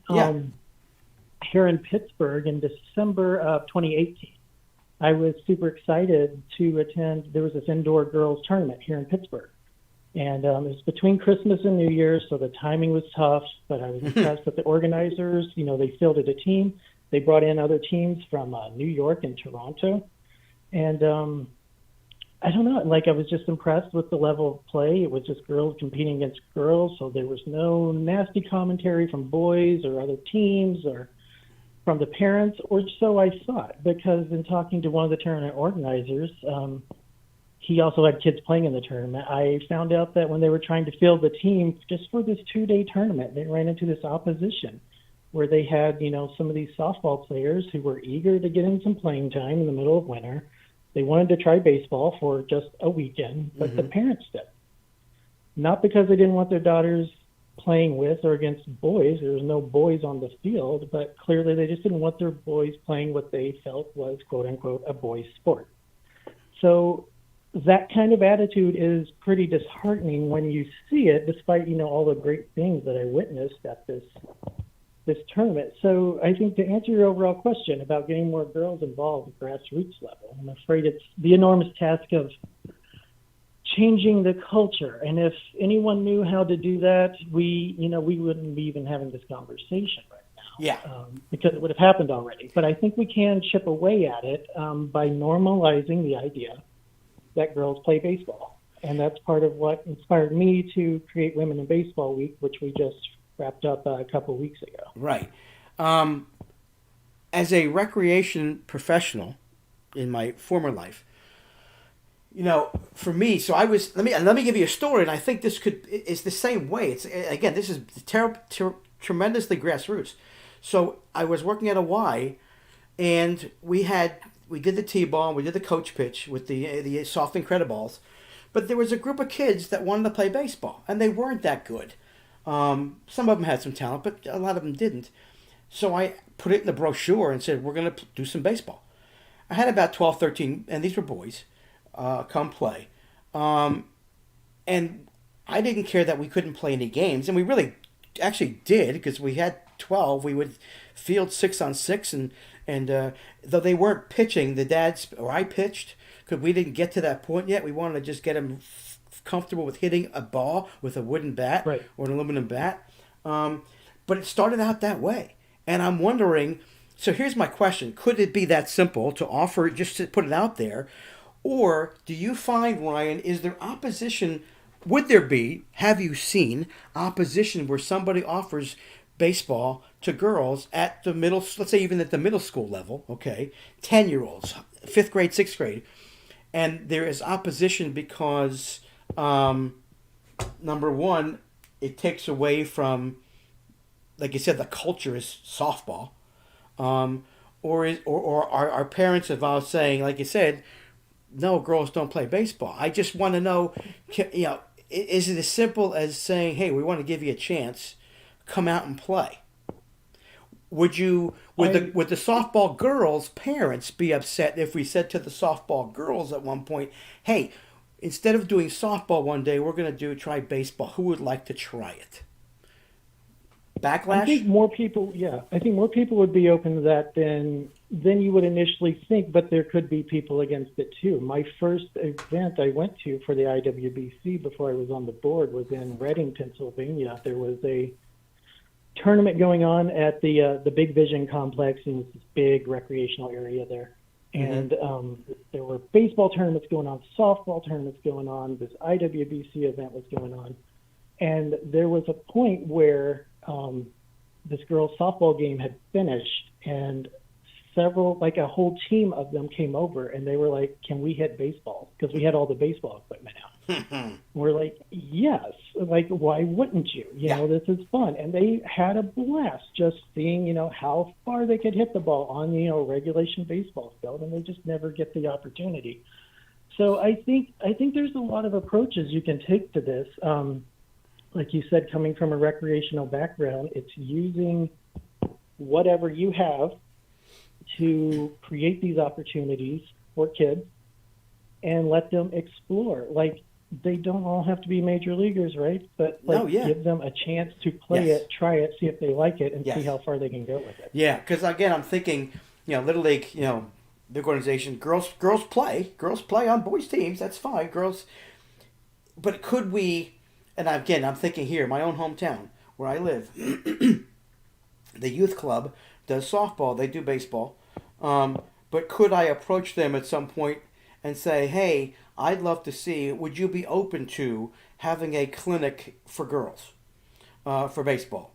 And, make it, I wouldn't go really young. I wouldn't, because, it's, you obviously you want to start young when you can, but with, I would say, even 9-year-olds, 8, 9-year-olds on up, and see what I would get to see if they would want to do it.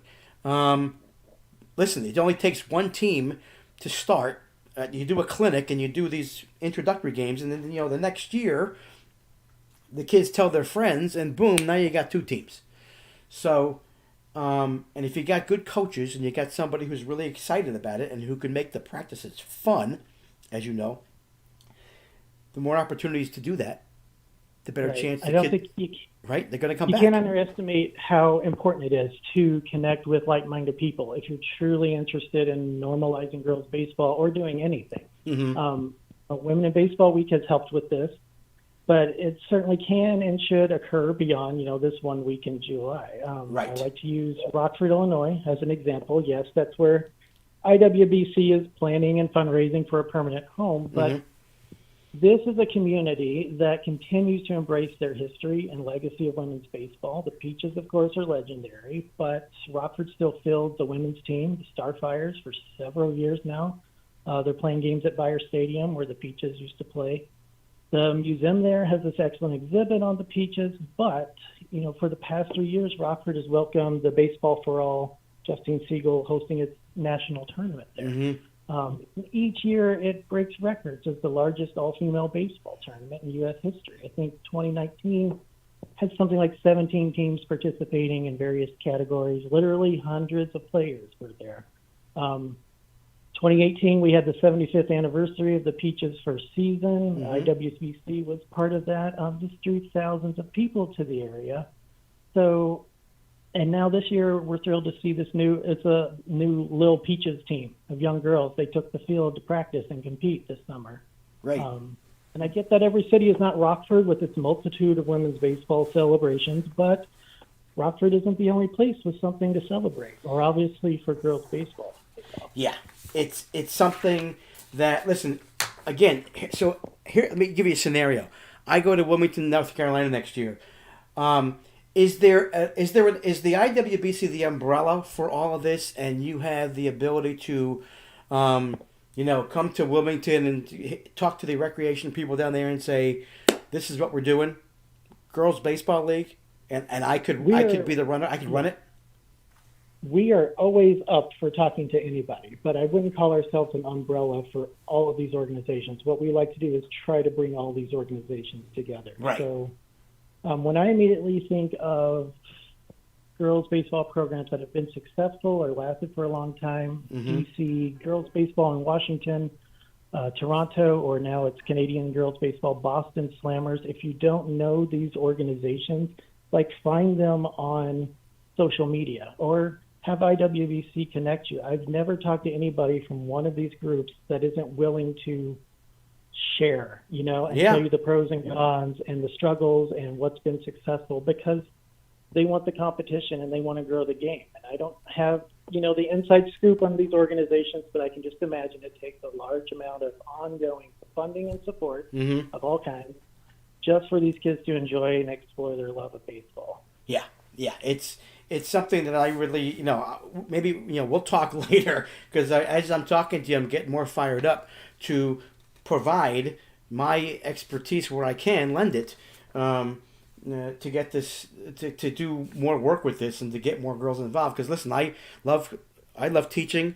I coached my kids' softball team when they were younger and playing. I love baseball. I would love to be able to do something with you guys. So I'm going to obviously stay with you as we go forward, and maybe figure out knock on wood, next spring, Right.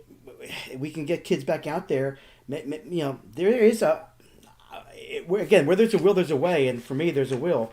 So I'm going to try and figure out something I can do to push some buttons to even, how can I provide, even do a clinic locally with some girls who might want to play baseball. So I'm going to definitely do that for sure. That's exactly what we love to hear. I know some of these might seem like rather abstract answers for how to increase girls baseball participation, but I think it demonstrates some connections I've made and what I've witnessed, what can work. So find the like-minded people. Talk to the kids, and ask them about their goals and their experience and interests. Using whatever you're good at to help others find out what they're good at and creating opportunities for them to thrive. I mean, that's about as rewarding. Are you there? You blipped out there, right? Here I am. I'm sorry. I was just saying, I'm not a baseball player. I'm not a coach. I don't have a daughter who plays. I've just gotten to this point where my interests in history and sports are met with my belief in equality, and my work with IWBC has allowed me to, contribute to the cause in my own way. And I think anybody listening to this can do the same thing. Yeah. It's important. League of Their Own started it, and I'm glad they did.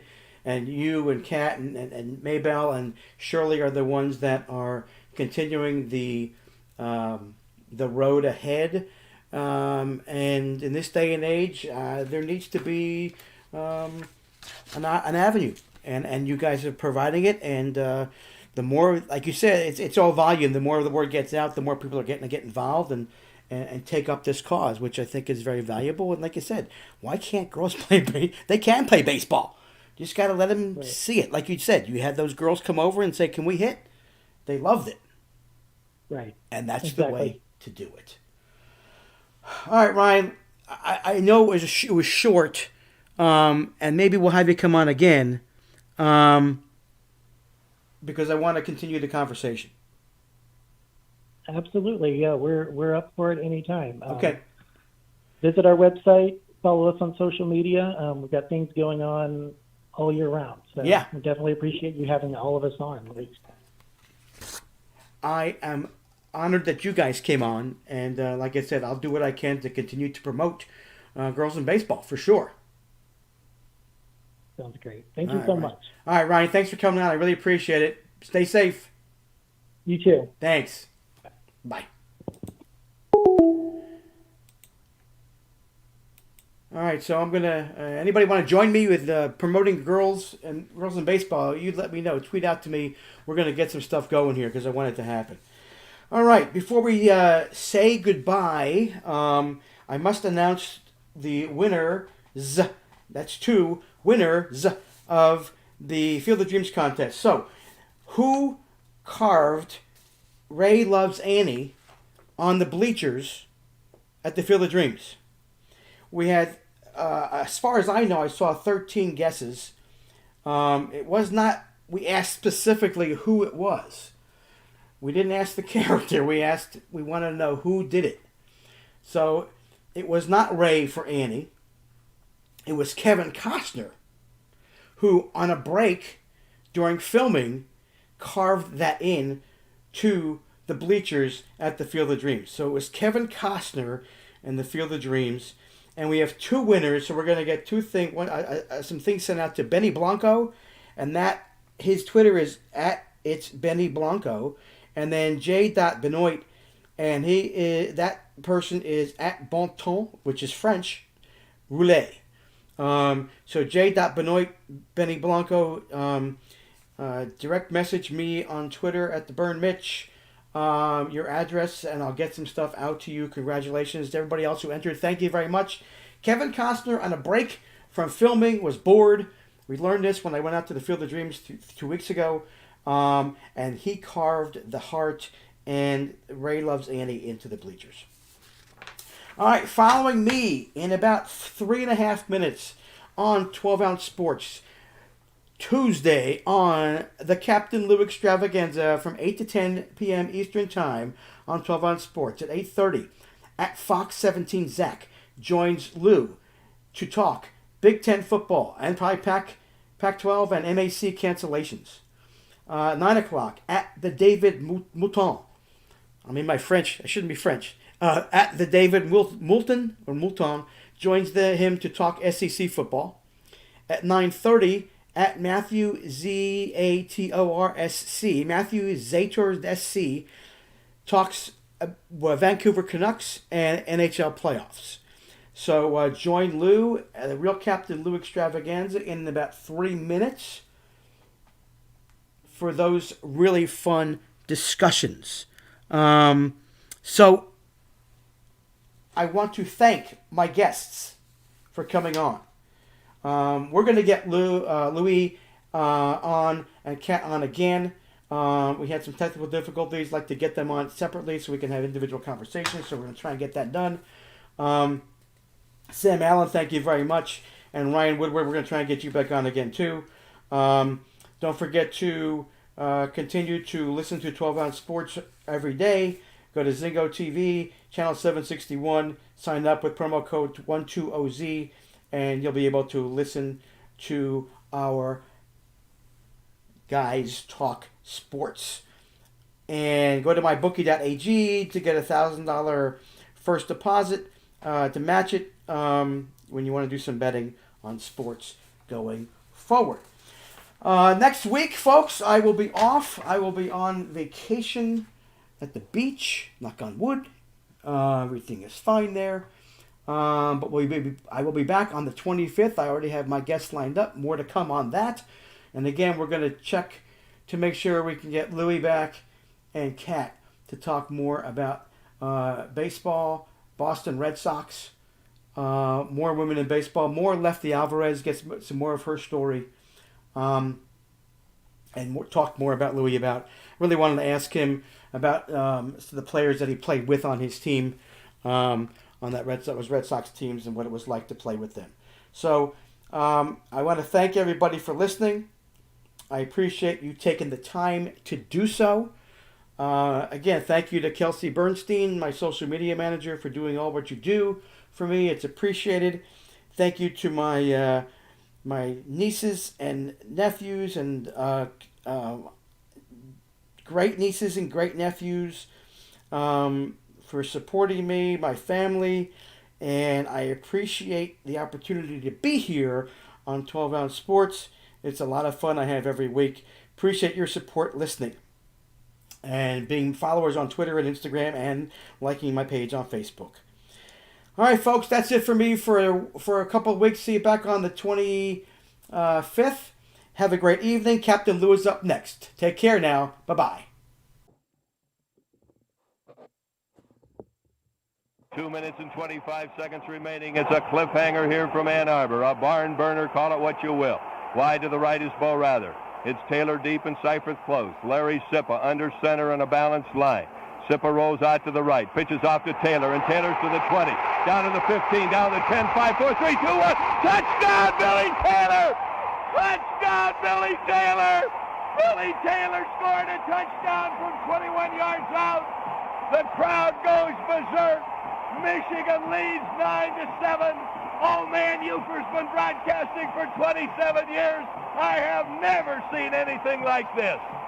32 years ago in 1939, Ohio State led Michigan, and the Wolverines came back in the last 27 seconds to beat Ohio State 21-14, and 32 years later, Michigan trailing with 2 minutes remaining, 7-3. Come back upfield, and they marched 80 yards, and they have gone into the Buckeye end zone for the first time this afternoon. And believe me, my eyes, I'm an old man. I've got maize and blue spots right in front of me right now. Tom Slade is kneeling. Dana Coyne on extra points. He has 53 out of 53 on the season. There it is, and it is good. Dana Coyne keeps a perfect season record intact. Michigan leads 10-7, and we pause for a word over this, the very maize and blue Michigan Football Network.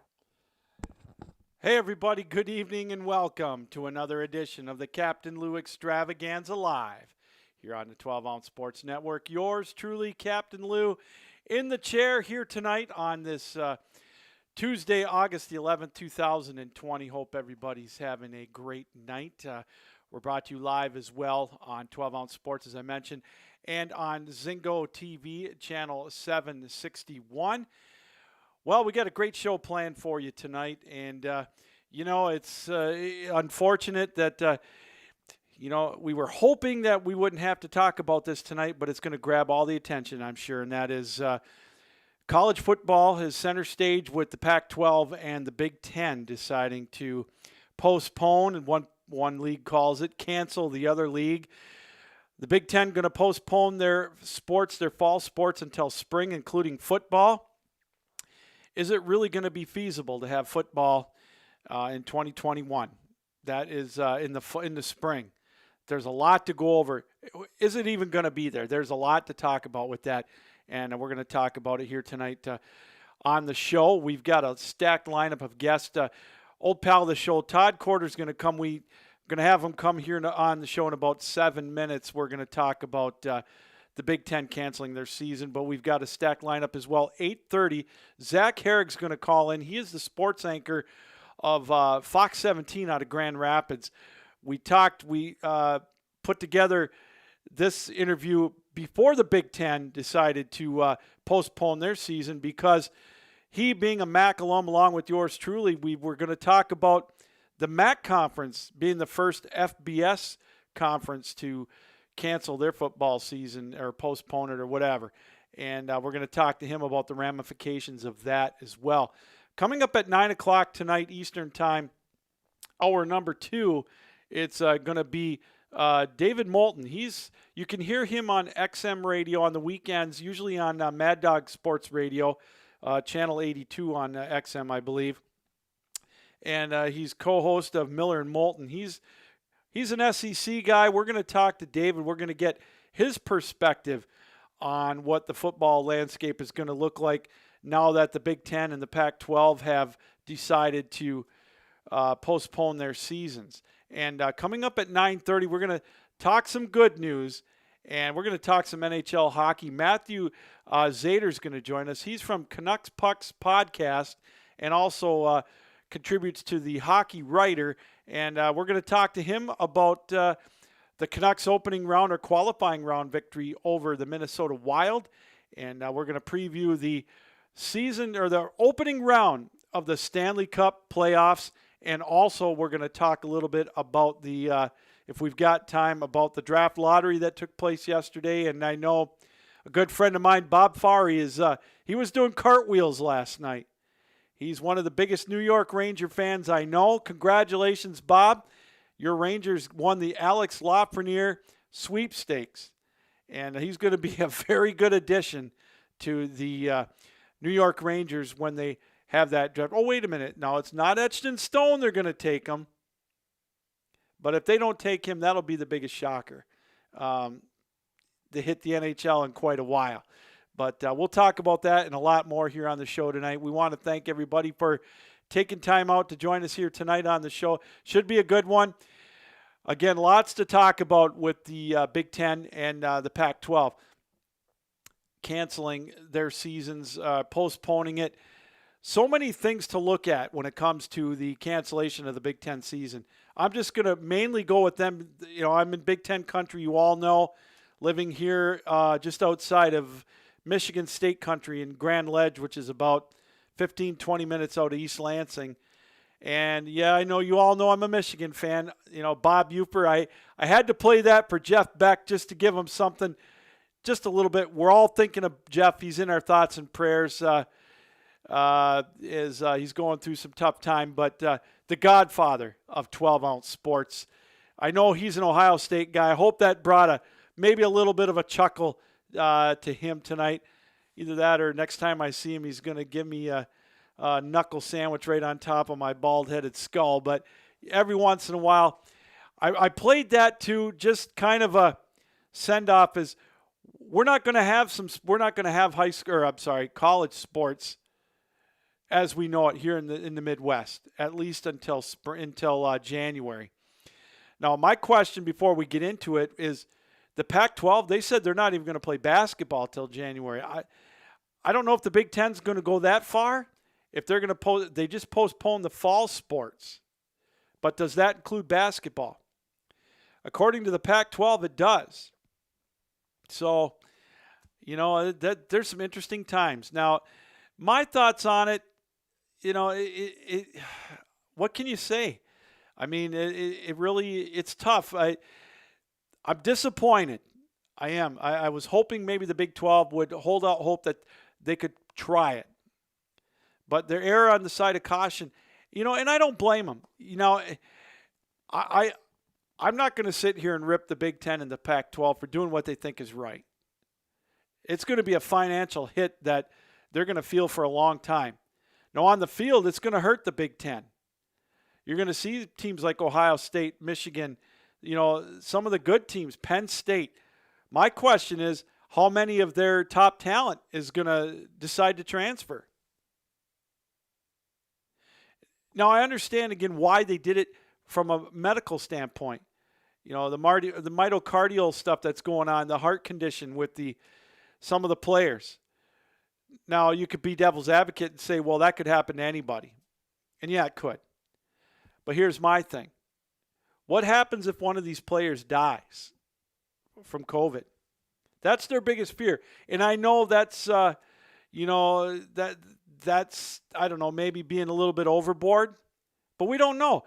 And it frustrates me. One of the things that I'd like to know, I hear a lot of people out there saying, well, they could have been better prepared for it. You tell me how they could be better prepared for it. Now, there's a lot that goes into making sure these players are safe. Yeah, okay, they might be safer with the medication that they get and the testing that they get. But these kids are 18, 19, and 20 years old, or young adults are 18 to 21 years old. Now, you're going to tell me that once the kids come back to school, like at Ann Arbor or East Lansing or Happy Valley or Los Angeles, that the football players and the track and volleyball, whatever, they're not going to hang out with their friends. They're not going to be tempted to go out and, go to dinner, go to the clubs. These are young adults. I mean, I can understand why they're doing it. And I'm not going to bag on them. I've been hearing it all day, and it frustrates me. You'll get these guys like Danny Cannell and I know he's an ex-player. He wants them to play. And, that part of it bothers me. So I'm not, I know I'm in the minority. I don't have a problem with them postponing it. But the universities are going to feel a big financial burden from it. No doubt about it. The athletic programs. I mean, Michigan State, I heard the other day, is Bill Beekman claimed that $80 to $85 million Michigan State's going to lose just alone from revenue from not having the games. Well, you know what? That's again, I am not going to sit here and rip the Big Ten and the Pac-12 for canceling the sports. Well, let's go to our Captain Lou guest line as Todd Corder is joining us on the other end of our line. ACHA broadcaster, Flow Sports. He's jack of all trades, master of none. Oh, I think I might have lost him. Well, okay, that's the magic of live radio. Todd, please try to call again, if you will. We'll see. Okay, there we go. Todd, are you there? Hello. Well, I can hear him. Todd, what's going on, man? I can hear you. No, I guess we're having an issue on. Todd, can you hear me? Well, I don't know. Hold on. We'll let's see. I don't have him muted, so. Oh, can you hear me now? Yes, I can hear you. Hey, Lou, how are you this evening? I'm good, Todd. What's happening down in the Peach State of Georgia? Well, it's 2020, the same crazy stuff that's happening up there. I just was watching the NHL playoffs. It's going to go to a fourth overtime between Columbus and Tampa Bay. And the shots on goal, there's over 120 shots on goal in the hockey game. And Columbus's goalie has been absolutely incredible. He has made 71 saves. That's 71. He's getting ready to pass an NHL record of 75 potentially in the fourth overtime. You know, Lou, this is only the 15th game in NHL playoff series where they're actually going 4 overtimes. Oh, it's amazing. It's incredible. And the Dallas-Calgary game just finished. Calgary won 3-2. Boston and Carolina may never play today. They just might have to take the day off. Wow, that's right. I forgot with that bubble situation. They're going to probably have to wait 45 minutes to an hour to get that one started. Wow, you're right. 2020 is definitely, it has hit us with a ton of bricks. Well, Todd, you're a Michigan guy. You know, tough news today for the Big Ten and the Pac-12. Like I was saying before you came on, you know, I'm probably in the minority. I don't personally have an issue with them postponing it. There's so many different things that could go on with this that I don't know. Let me get your thoughts on what came down today with the Big Ten and the Pac-12.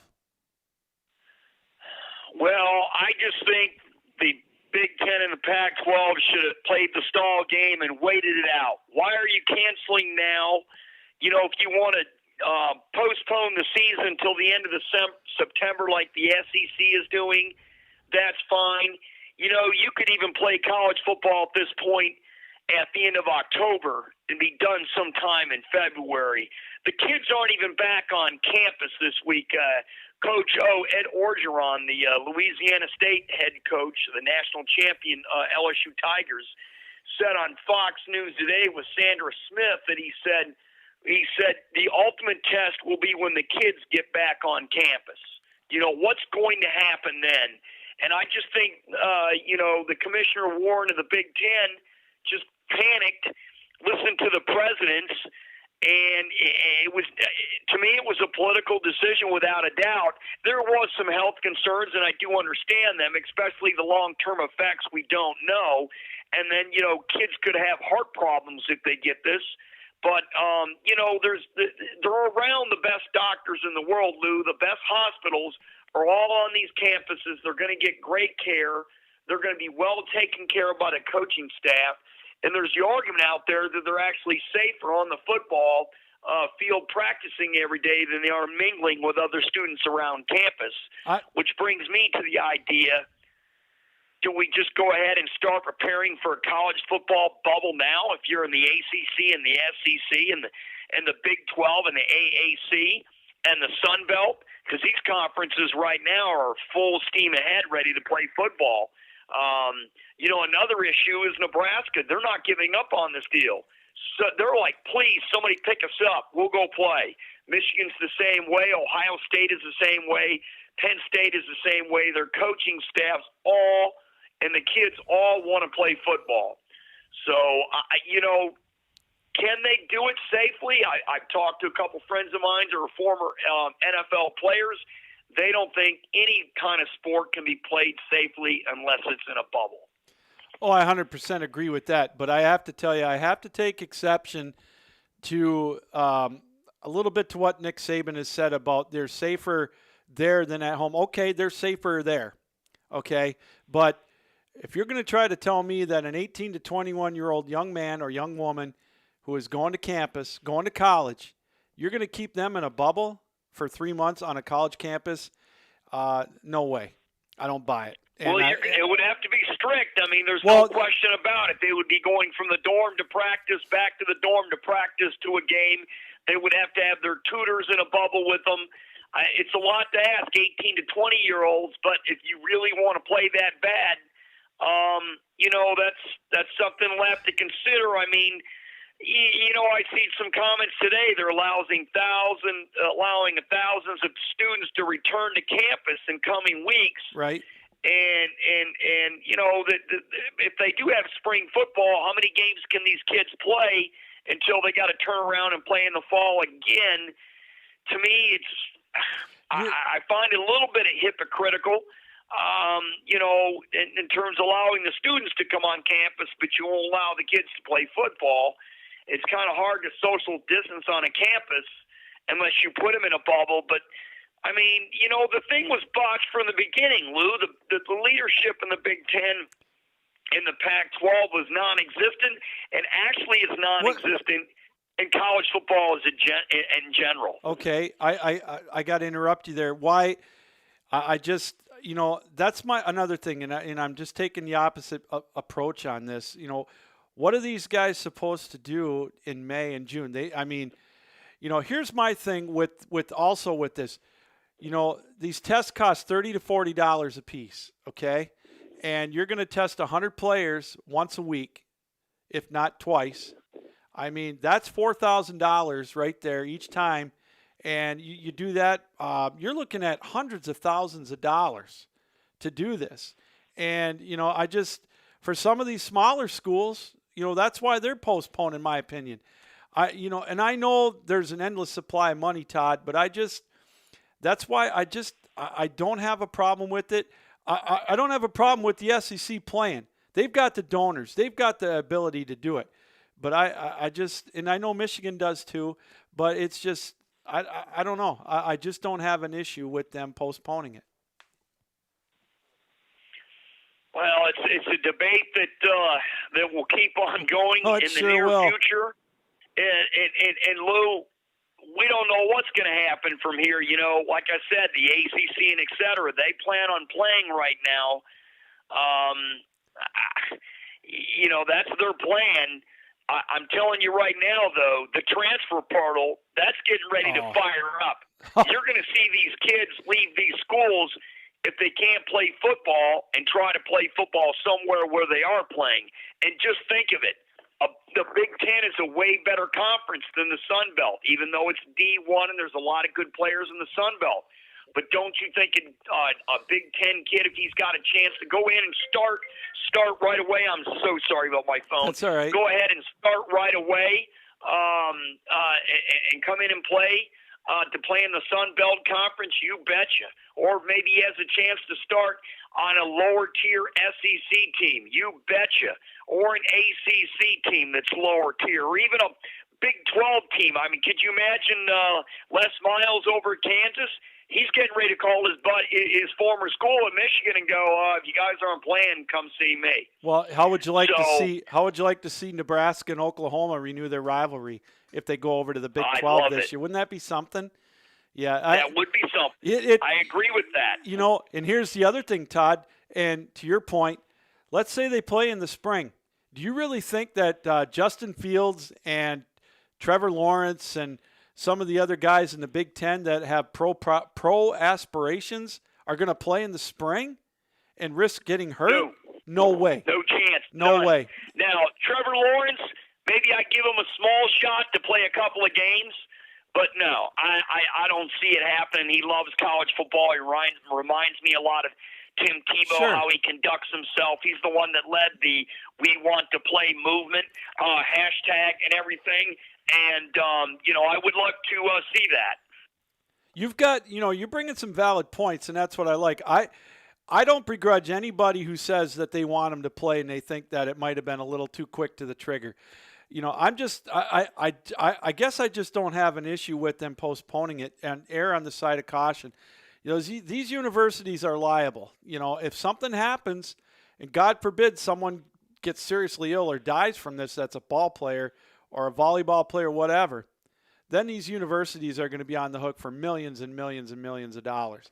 But, I also see why they should play from a financial standpoint, because it brings in hundreds of millions of dollars to these universities.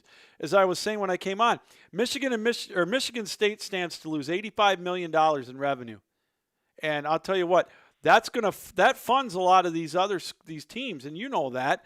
The golf teams, the track teams that, go all over, to these events. I mean, this is going to take a big chunk out of a lot of these budgets. Well, in terms of the liability issue, I listened to Clay Travis today, and he's a lawyer in Nashville, and he has his program, Outkick the Coverage. He said the liability argument for college football makes zero sense. He said, First of all, if colleges are all open, colleges have far more liability with regular students than athletes. Second, it's a major challenge. How do students prove precisely where the infection happened? How can you improve how they got infected, even if they're on the football team? Maybe they got infected at a campus party. Nobody's going to know. That's right. There's no way to prove that. So the legal issue, they don't think that makes any sense at all. In terms of the financial issue, hey, Wisconsin, if they don't play, they're losing $150 million. If they play, they're losing $60 million. Because there's no fans in the stands, and et cetera. So, they're going to lose money regardless. It depends how much, and can keep these other sports going. Because look at the economy in these towns like Athens, Georgia, or Starkville, Mississippi. They are going to suffer big time. I guess in Tuscaloosa, the mayor of Tuscaloosa said they'll lose $2 trillion, the area, if Alabama doesn't play football this year. That's mind-boggling. Mind-boggling at all. It's crazy, and I want to get you one more thing before I let you go, Todd. Let's talk a little pucks. I want to get your feel for the qualifying rounds and what you thought of them, and give me a surprise, who to look for in the opening round of the Stanley Cup playoffs that I might not be thinking about. A surprise? You want me to pick a surprise upset, huh? Yeah, why not? Wow. You know what? I picked Philadelphia to get to the finals and win the whole thing. Mm-hmm. I did do that. Well, they look good. So I can't pick Montreal, even though that would be one heck of a surprise. Oh, boy. With Carey Price. But I'll give you one. I've got Carolina beating Boston in round one. Their coaching staff is tremendous, led by Ron Brind'Amour. I see a lot of their games in the Atlanta area. They're peaking at the right time. and Boston is not playing well. Now maybe they can turn it on when the tournament comes around and make me look awful. But I'll say Carolina and Boston, and I'll give you another one. This is probably, you better be sitting down with this one. All right, talk to me. I'm going to say that this is fun. I'll say Chicago, maybe to steal it from Vegas. Wow. And I definitely, and you can put this down. I got the Islanders beating Washington. Well, I'll tell you what, that wouldn't surprise me. My surprise is going to be Vancouver, and it's not because I got their. It's not because I've got their one of their beat writers or their podcasters on at 9:30, but I liked how they played against the Wild. Now I know it's the Wild, but they're young. They got Quinn Hughes, Michigan boy. You know, they're fun to watch, and you know, I like your pick with Carolina. I've got them winning that series too. That's going to be my sleeper. Boston, they're not gelling right now. And can they turn it on, Lou? Though I mean, probably. Can they just all of a sudden flip the switch and play well? I do think that's very possible. Oh, sure it is. My only problem with Vegas is, or with the Blackhawks is, now they're going to play somebody that actually can play defense and has more than two players. In Edmonton, you know, oh my Lord, you know, Connor McDavid's just got to be up there going, you got to be kidding me, man. What is it going to take for us? He's got Kenny Holland, but hopefully he can work his magic. But I don't know. Todd, you know, Lou, you made my neighbor next door to me here down here in Atlanta. He's from Vancouver. He's a Canucks fan. His wife is from Alabama. She's a big Alabama football fan. I would just love to hear the sports conversation inside that house. Oh, my God. Wouldn't that be something? I think that would be tremendous because, you know, one knows college football real well. The other one knows hockey. And that would be an awesome that's some diversity, that's for sure. It is still tied in the fourth overtime, 10:53 to go. Wow. Columbus and Tampa Bay in the fourth overtime, and I've got money it's going to go to 5. I don't know why. I mean, nobody's really getting a lot of scoring chances right now. It's a lot of neutral zone hockey at the moment. Well, I got to leave it there, Todd. We're up against a break, and I got another guest coming on in about 2 minutes. Sure. Keep the faith, man. At least hopefully we'll have pro football. We could talk about that, and let's see if the SEC can actually do it. Todd, thanks for calling in and talking to us tonight. Enjoy that fourth overtime, and let's pray for 6. Why not? Why not? They can be playing till tomorrow morning. I can still turn it on at 9 a.m. with my pajamas on and check it out. There you go. That a boy. Thanks, Todd. Todd Corder joining us. We'll talk to you soon. Thank you. Todd Corder, one of our contributors here on the show. He makes some great points, some great arguments. This is what's going to be with back and forth with this, with the Big Ten and the Pac-12, college football in general. Did the Big Ten pull the plug too soon? That's a good question. We've got a poll up on my Twitter feed, which is at The Real Captain Lou. Check it out. Will college football, will they survive? And by far and away, it says no, they're not going to play. 70% have voted saying that they're not going to play. I think 17% said yes, and the other options were didn't care or it was overrated. So, anyways, let's go back to the phone lines now. Let's go back to our guest line, and we've got on the other end of our line the sports anchor of Fox 17 out of Grand Rapids. He's a Toledo Rocket alum, which I'm going to have to give him the business, costing me a trip to California 35 years ago. But Zach Herrick's joining us. Zach, thanks for taking time out. How are you? I'm doing well. It was long before I was born anyway, so I think you'll have to let me slide on this one. But thanks for having me. Oh, hey, the pleasure's all mine. Yeah, it was 1984, I believe. They were playing Toledo for the right to go to the California Bowl, and Toledo blocked 2 punts, ran them back for touchdowns, and beat the Chippewas, my Chippewas, 14-7. And so I've had a grudge against, because my folks told me they're going to pay for my plane ticket to go out to the bowl game. So always had a grudge against the Rockets. But anyways, it's great to have you. Speaking of the Rockets, Zach, them and the rest of the MAC conference, they were the first ones to announce to cancel the regular season or their football season. And tough pill to swallow, isn't it? Give me your thoughts on that off the get-go.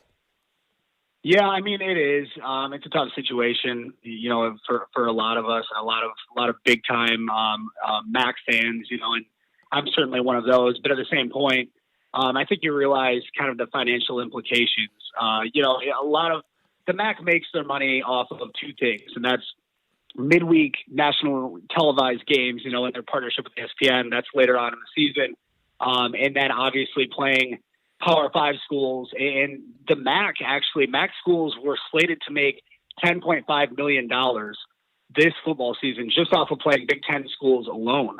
So I think when the Big Ten came out with their 10-game conference-only schedule, obviously you could see kind of the writing on the wall there. It was going to be kind of tough for the MAC, I think, to make it worthwhile, at least financially. These aren't obviously Alabama, Ohio State programs like that can actually make money off of football.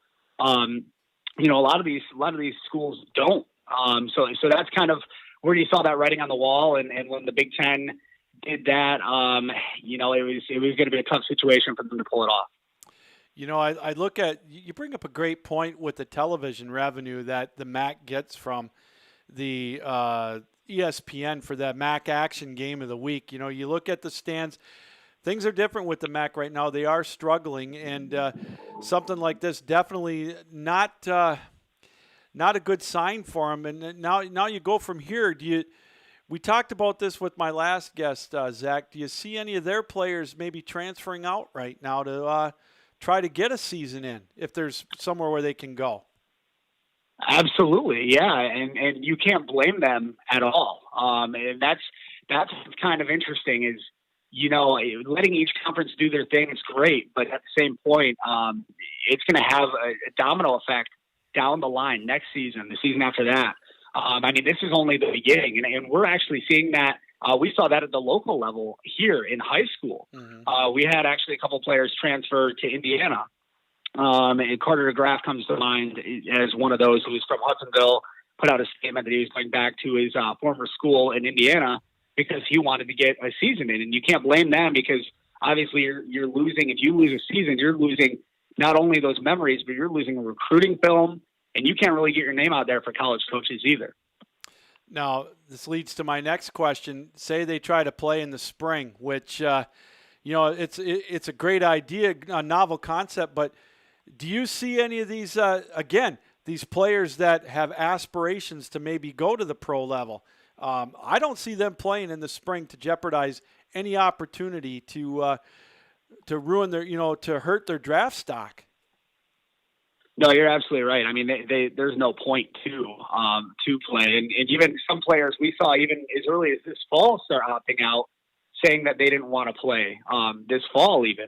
I just wanted to start focusing on the NFL draft, next April. So I think you're already seeing that, let alone next spring. And another thing to think about, too, is if you play in the spring, you're going to take, a month, maybe two off and start another season? Just seems like to me that's asking for a lot out of these athletes. And I'm sure 90 to 95% of them would be totally fine with that. But at the same point, if you're injured, and then, maybe you have NFL hopes in playing back-to-back seasons in 6 to 9 months. That's a lot to ask out of an 18, 19, 20-year-old. Well, if you listen to Herm Edwards from Arizona State, he said it's not a problem for these young men. But I lean on your side, Zach, on this one because I don't know how they're going to be able to do it. I hope they do. It'll be very interesting for us. Could you imagine seeing March Madness and then college football back-to-back in, let's say, March and April? It's like the Stanley Cup playoffs we're having right now in August. Right. It would be a nirvana for us, wouldn't it? It would, but, the Pac-12 just came out and canceled, all sports through the end of this year. So I don't know, when does basketball get started? I don't know. We could be looking at February before we even start a basketball season, March. There's so many unknowns. I don't have those answers, obviously. So I guess we just have to wait and see. And maybe we're looking at May Madness, maybe June Madness. I don't know. Everything just keeps getting flipped around and my head's spinning. I don't know. It's hard to digest it all. Well, my thinking, too, with that, by the way, we're joined by Zach Hartig, Fox 17 Grand Rapids sports anchor. Zach, my thinking is these universities, They're losing out on football. You know, you heard Michigan State, they're saying they're losing 85 to 90 million. I heard Wisconsin's going to lose 150 million. If there's a way that they can get March Madness in, and if it's in May and June, I got to think sooner or later, dollar signs, if there's any way that it's going to be possible, dollar signs are going to play a role in this to get some semblance of any kind of a season in.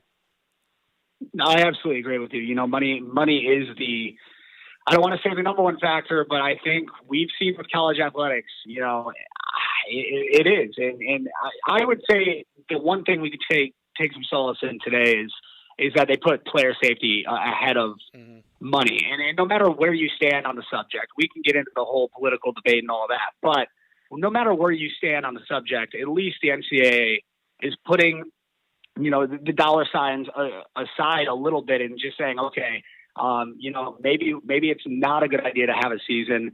And to see some of these conferences, you know, do the same, Big Ten and the Pac-12, two Power 5 conferences that obviously see a big bottom line. And now they're taking a big, I don't want to say a huge hit, you know, because they've made millions and millions and millions off of these college kids. But now to at least put their safety ahead of the financial aspect, I think that's at least a little bit nice to see from that standpoint.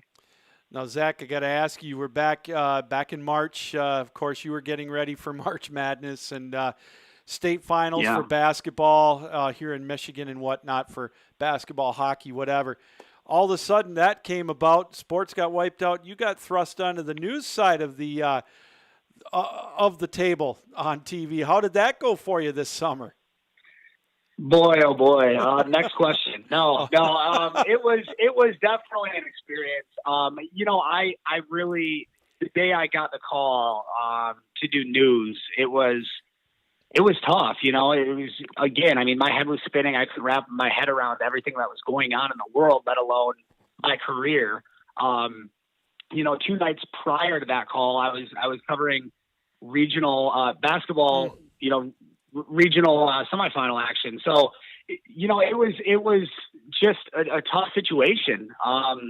But no, it did go really well. I have great coworkers who really helped, you know, kind of lead me in that way, because honestly, as a sports department at Fox 17, I mean, we do a lot of our own work in terms of we aren't really overseen by many people.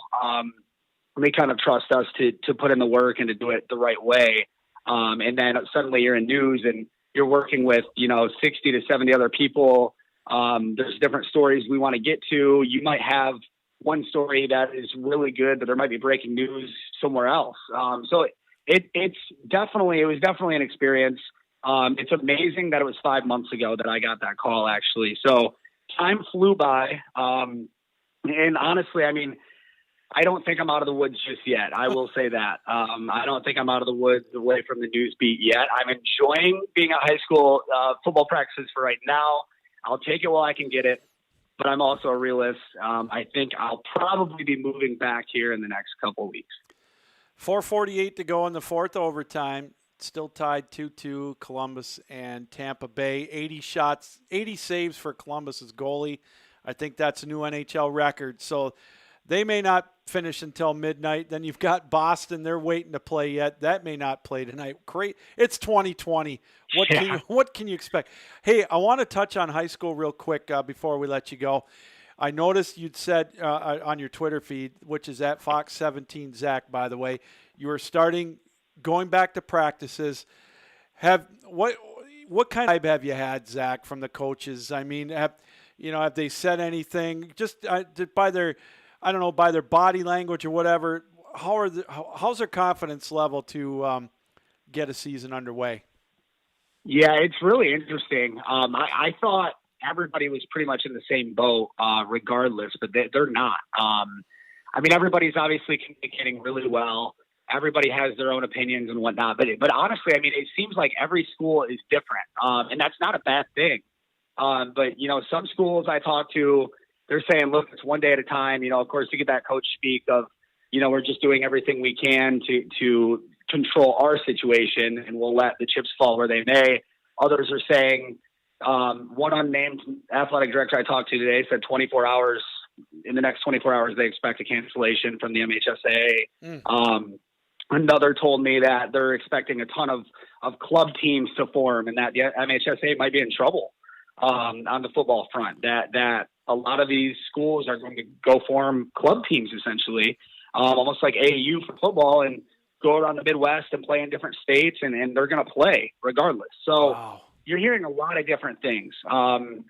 And it really is up to each individual school of just how they want to handle the situation. And everybody's doing a really good job of social distancing, 6 feet apart. It's amazing. I was at Cedar Springs Monday, and while they didn't say much about what they think is going to happen, but they just said, look, we're doing the best we can to social distance. And every time after every drill, they were just screaming at the kids, social distance, you go get water, you guys stay 6 feet away. Just reminding the kids. And I asked the coach, I said, it seems like you guys are coaching social distance more than football. And they said, honestly, we're just trying to get them in that habit moving forward. So it's just interesting. The kids aren't really used to it yet. But every player I've talked to, what's refreshing for me is I just worry about these kids, the mental health aspect of everything going on. I mean, I'm 24. And there's a lot going through my mind. I can't imagine being 16, 17. I have a 17-year-old sister, and it's just a lot on her, let alone to be a football player and athlete. So I think it's great just to see them actually be at practice together and at least hopefully get 2 weeks in together. I mean, it'd be great to play, but if nothing else, I mean, at least they can practice. Last question, I'll let you go, Zach. Detroit Lions, if they get a season in, are they playoff bound? Oh man, you really put me on the spot here. I didn't expect that. I was like, all right, couple layups here, a couple softball questions. Not anymore. Man, that's a really, really good question. I kind of see the team. The prediction I gave a couple months ago when the schedule came out was 9-7, maybe 8-8, and maybe that's a little bit too optimistic. I really hate this question. I'm going to say no. Okay. I'm going to say no just because I think the Bears are going to be better. I think having a quarterback competition now behind Trubisky with Nick Foles there, certainly not a great situation, but at least, you put his feet to the fire a little bit. I think the Bears will come out of the division. And then I think the Packers are probably still the second best team. I don't know. I mean, the Vikings are going to be really good too. It's a crapshoot. It really is. I could see the Lions improving a lot, but not enough. Well, when the schedule came out, I had them and the Packers and the Vikings all at 9-7. So your prediction's not too far off, Zach. So don't worry about it. Hey, Zach, yeah, they'll probably go 3-13 again. I'll probably look like an idiot. Well, so save this recording. We will. You know what? I'll have you back on if they go 3-13, and we'll, as they say, misery loves company, and we'll make fun of each other if that happens. Zach, sounds good. I'm used to that life as a Lions fan. Yeah, that's fine. No kidding. Zach, thanks for taking time out. I know you're busy. It's been an absolute treat. Good luck. Hopefully that you can stay at the sports anchor desk for the rest of the year. We'll keep our fingers crossed. And again, thanks for joining us, and enjoy football practice while you can. Yeah, thanks a lot, Lou. Anytime. Thanks for having me on. You bet. Zach Hartig, Fox 17 Grand Rapids sports anchor, does a great job with the high school coverage over there. If you're in that area, I implore you to check it out. All those guys over there do fantastic. It's a high school football hotbed in the state of Michigan. That's the Grand Rapids area. And so, again, he touched on something real quick with the high school and, with the different ADs talking, there's just nobody knows. And, I was reading an article in the MHSAA real quick before we go to break. There's a lot of political pressure on them too. And it's tough. It's a no-win situation right now, and it really is difficult. And I feel bad for these decision makers. I love the enthusiasm of the SEC and the ACC, and they're willing to try to make a go at it and try to possibly get that season underway. But it's really going to be difficult, and so I don't know, but all we can do is hold out hope. But I want to again thank Zach for joining us, Fox 17 Grand Rapids anchor. He covers high school. He goes to, they're doing the 2-a-day practice thing. Right now here in the Lansing, Michigan area, last week they announced that there's no fall high school sports. They're all virtual schooling right now, at least through November. And so they said if they can't go to school, then they can't practice. And that's every extracurricular activity, band, you name it. And so there's some great things also that Zach brought up here in the high school area. There's rumors of rogue club teams for football. Who would have thought that AAU-style football, to travel? Believe me, with the parents out there, they'll organize them. I guarantee you, if the MHSAA postpones it till spring.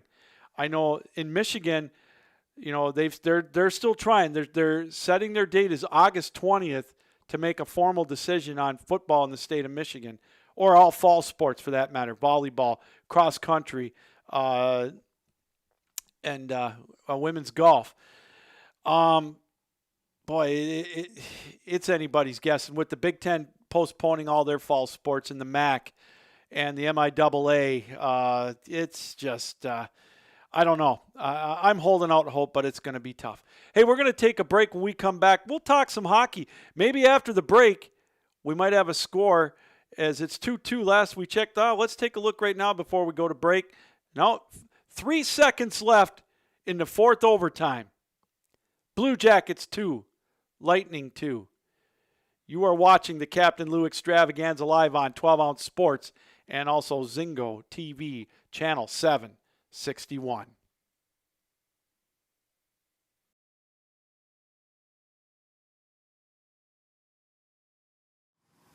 For the marching exercise, you want to sit down in the center front of your chair, bring your feet shoulder width apart, and form a 90-degree angle with your knees.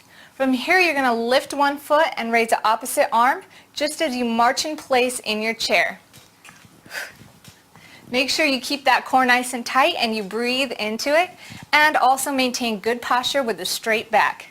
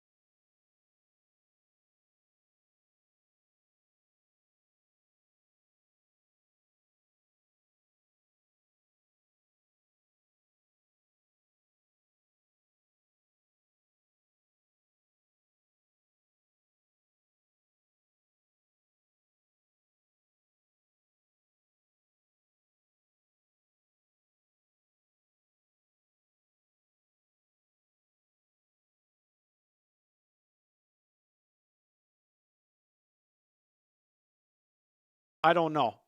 And it's hard for me to say on that if he really did bow down to political pressure or not. As there's so many things to look at when it comes to that. You've got the health out, and I'm sticking by this. In a perfect world, these players, the athletes, and not just football again. Some of the minor sports that are postponed, volleyball. I hate to use the word minor, but volleyball, cross country, you name it. Are they going to be able to be in a bubble type situation? And I just don't see it. What happens when the students come back to campus? Now, some of the reasons why some of these sports were postponed, because there are students that some of the schools aren't having them come to campus. And a lot of them are going virtual. And I got to tell you, and I don't blame the students for not coming to campus for virtual. That's a lot of money. But if they did, are you really going to keep these athletes away from the students?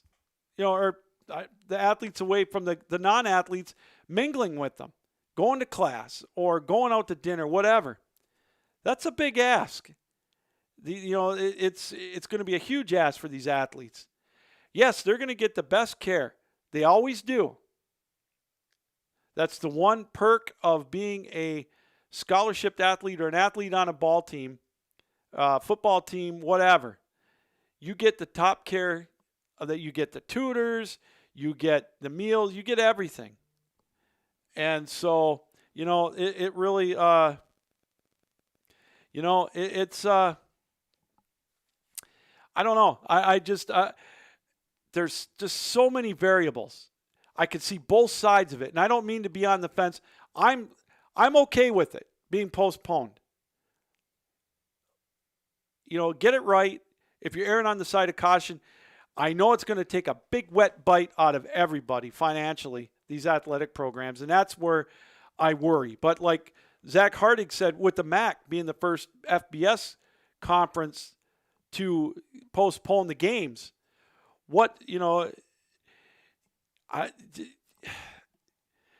they were looking at some severe financial hardships even without the fans in the stands. That's where their income is.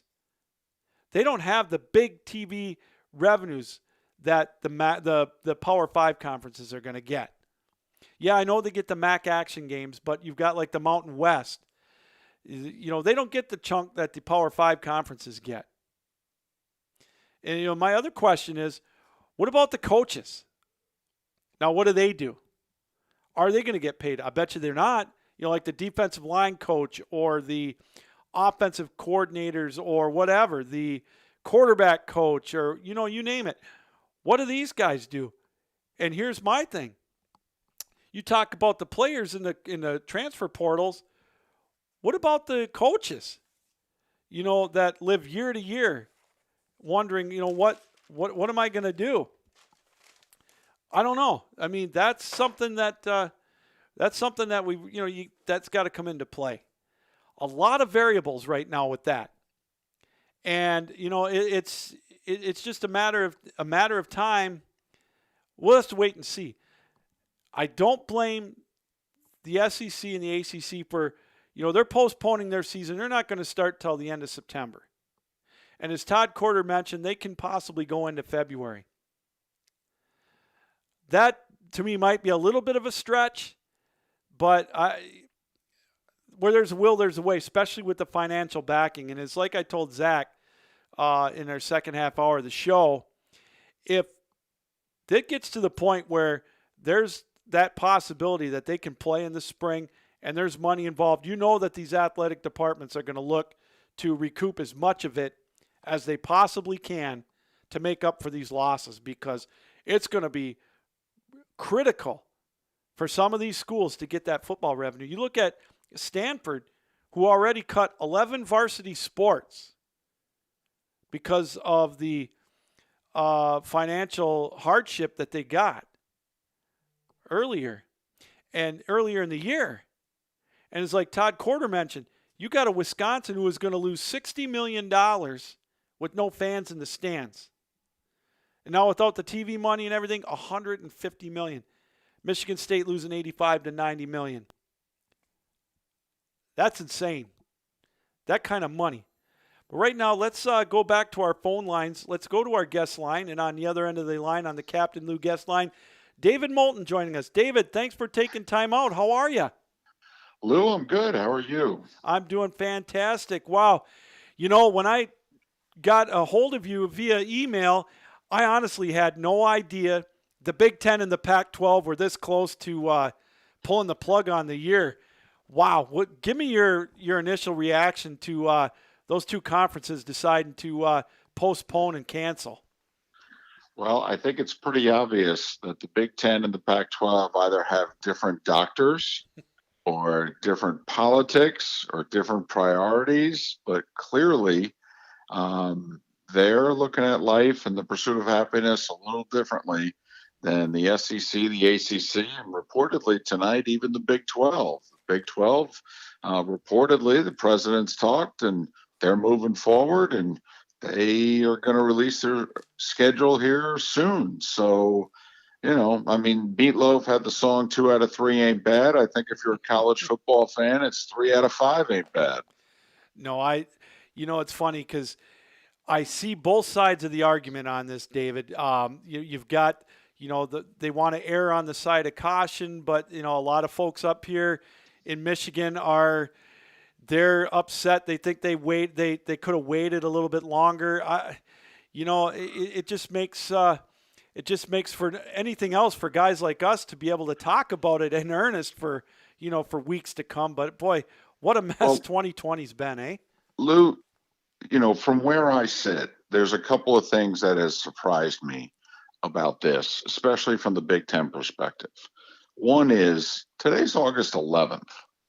I mean, you've got time. You haven't even allowed kids to report yet. You don't know what the COVID situation is going to be like. Lou, I think the general thought 5 months ago was, well, you can't play sports if you don't have kids on campus. Now, I think 5 months later, most of us are saying, what they probably should do is send all the students home for the semester, take the first semester of classes online, bring the athletes onto campus, create a bubble, and have them play. Mm-hmm. And I'm surprised the Big Ten didn't try either scenario. I'm surprised they bailed on August 11th. I really am. And I'm surprised, quite frankly, Lou, they didn't try. Yeah. I mean, I don't want to, it seems almost un-American to not try. I'm very surprised they didn't try. That may be overly simplistic. I am not a big Trumper. I'm somebody who wears a mask all the time. I've been basically quarantined for 5 months down here in Southwest Florida. So I'm not politically on that side of the spectrum, so to speak. But I am surprised because you can let's just give the Big Ten and the Pac-12 the benefit of the doubt that they did this strictly before COVID. Okay. But couldn't you make the argument that your students are safer on campus than they are if you send them home? Well, and I mean, I think you could make that argument. I certainly think you could make the argument with the athletes, that the athletes will be safer and better cared for on campus than they will be if you send them home. And I don't think you can keep them on campus and not play sports. That just, to me, doesn't make sense. I mean, you're going to have kids on campus, but you're not going to try to play sports? Yeah, those are some valid points, David. We're joined by David Moulton, co-host of Miller and Moulton, and you can hear him also on SiriusXM. I've listened to him on the Mad Dog Sports Channel. He does a great job on there as well. David, that's a valid point. Honestly, I never thought about that with letting the athletes stay in a bubble. And I think that would be the only way they could do that, quite honestly, because if you had the regular students, I hate to use that term regular, but the regular students home, because they're 18 to 21-year-olds. If the students are there, they're going to mingle with them, and I think having them in that bubble, I think, is a great idea. I mean, listen, the obvious factor here is the money. Mm-hmm. And for us to sugarcoat it would be naive. I mean, now we could get into whether or not athletic departments should have the budgets that they do and whether or not that they should be spending what they spend. I mean, you could certainly argue that athletic budgets have become kind of like, the Pentagon back in the day. But I mean, I don't know, Lou. I don't know if the MAC can remain a viable FBS conference after this. I don't know if the Sun Belt and others can either. Listen, I worry, what happens if one of the Big Ten teams goes rogue here? And let's face it, the big one's Ohio State. Mm-hmm. I mean, if Ohio State decides this is BS, we're not going to tolerate this, and we're going to go rogue and we're going to let the lawyers hash it out, they could blow up the Big Ten if they wanted to, because the TV networks would follow Ohio State. I mean, they're the number one draw in the sport. They get the highest ratings in the sport. And then, remember when the Big 12 nearly blew up a few years ago? Because Texas was toying with going to the Pac-12, and Oklahoma was basically saying to Texas, well, wherever you go, we're going to follow. And I mean, if Ohio State gets really honked off here and they decide to go rogue, I mean, what do you do if you're Michigan? I mean, come on, you got to go where Ohio State goes, don't you? 100%. 100%. To your point about the athletic budgets, David, that all goes back to me with the NFL. You can sit here and complain about it. The people are still, until they stop paying the ticket prices or the advertisers stop paying the billions upon billions of dollars, the revenue is going to be there. My question is, Wisconsin, for example, they're going to lose $150 million. And that's going to hit them. That athletic budget their athletic program is in dire straits without that. I don't care what anybody says. Michigan State's going to lose $90 million. I mean, I don't understand how they didn't hold off on that decision. Well, I don't think, quite frankly, the commissioner and the university presidents, they clearly did not put money as one of their top two reasons for making this decision. I mean, unless their endowments are a lot better than we know them to be. Like Stanford's got a $27 billion endowment. That's why when they announced a couple of weeks ago they were getting rid of 11 sports, it was like, are you serious? What do you have the savings for then? But Lou, what I think is going to happen is that we could see a lot of varsity sports become club sports. Mm-hmm. I mean, we really could. I mean, and or the big schools will only play a handful of sports. And they'll just say, listen, if you're an athlete and you want to play the other sports, right, go to a smaller school. Mm-hmm. We're not going to spend money on these sports anymore. If that's what may come of this, where you're a non-revenue generating sport, well, then we're not really interested in playing it. I mean, that's as capitalistic as capitalism gets. And if we're talking $100 million, the other thing that's going to happen here is I wonder how much longer the NCAA is going to be able to stay in business.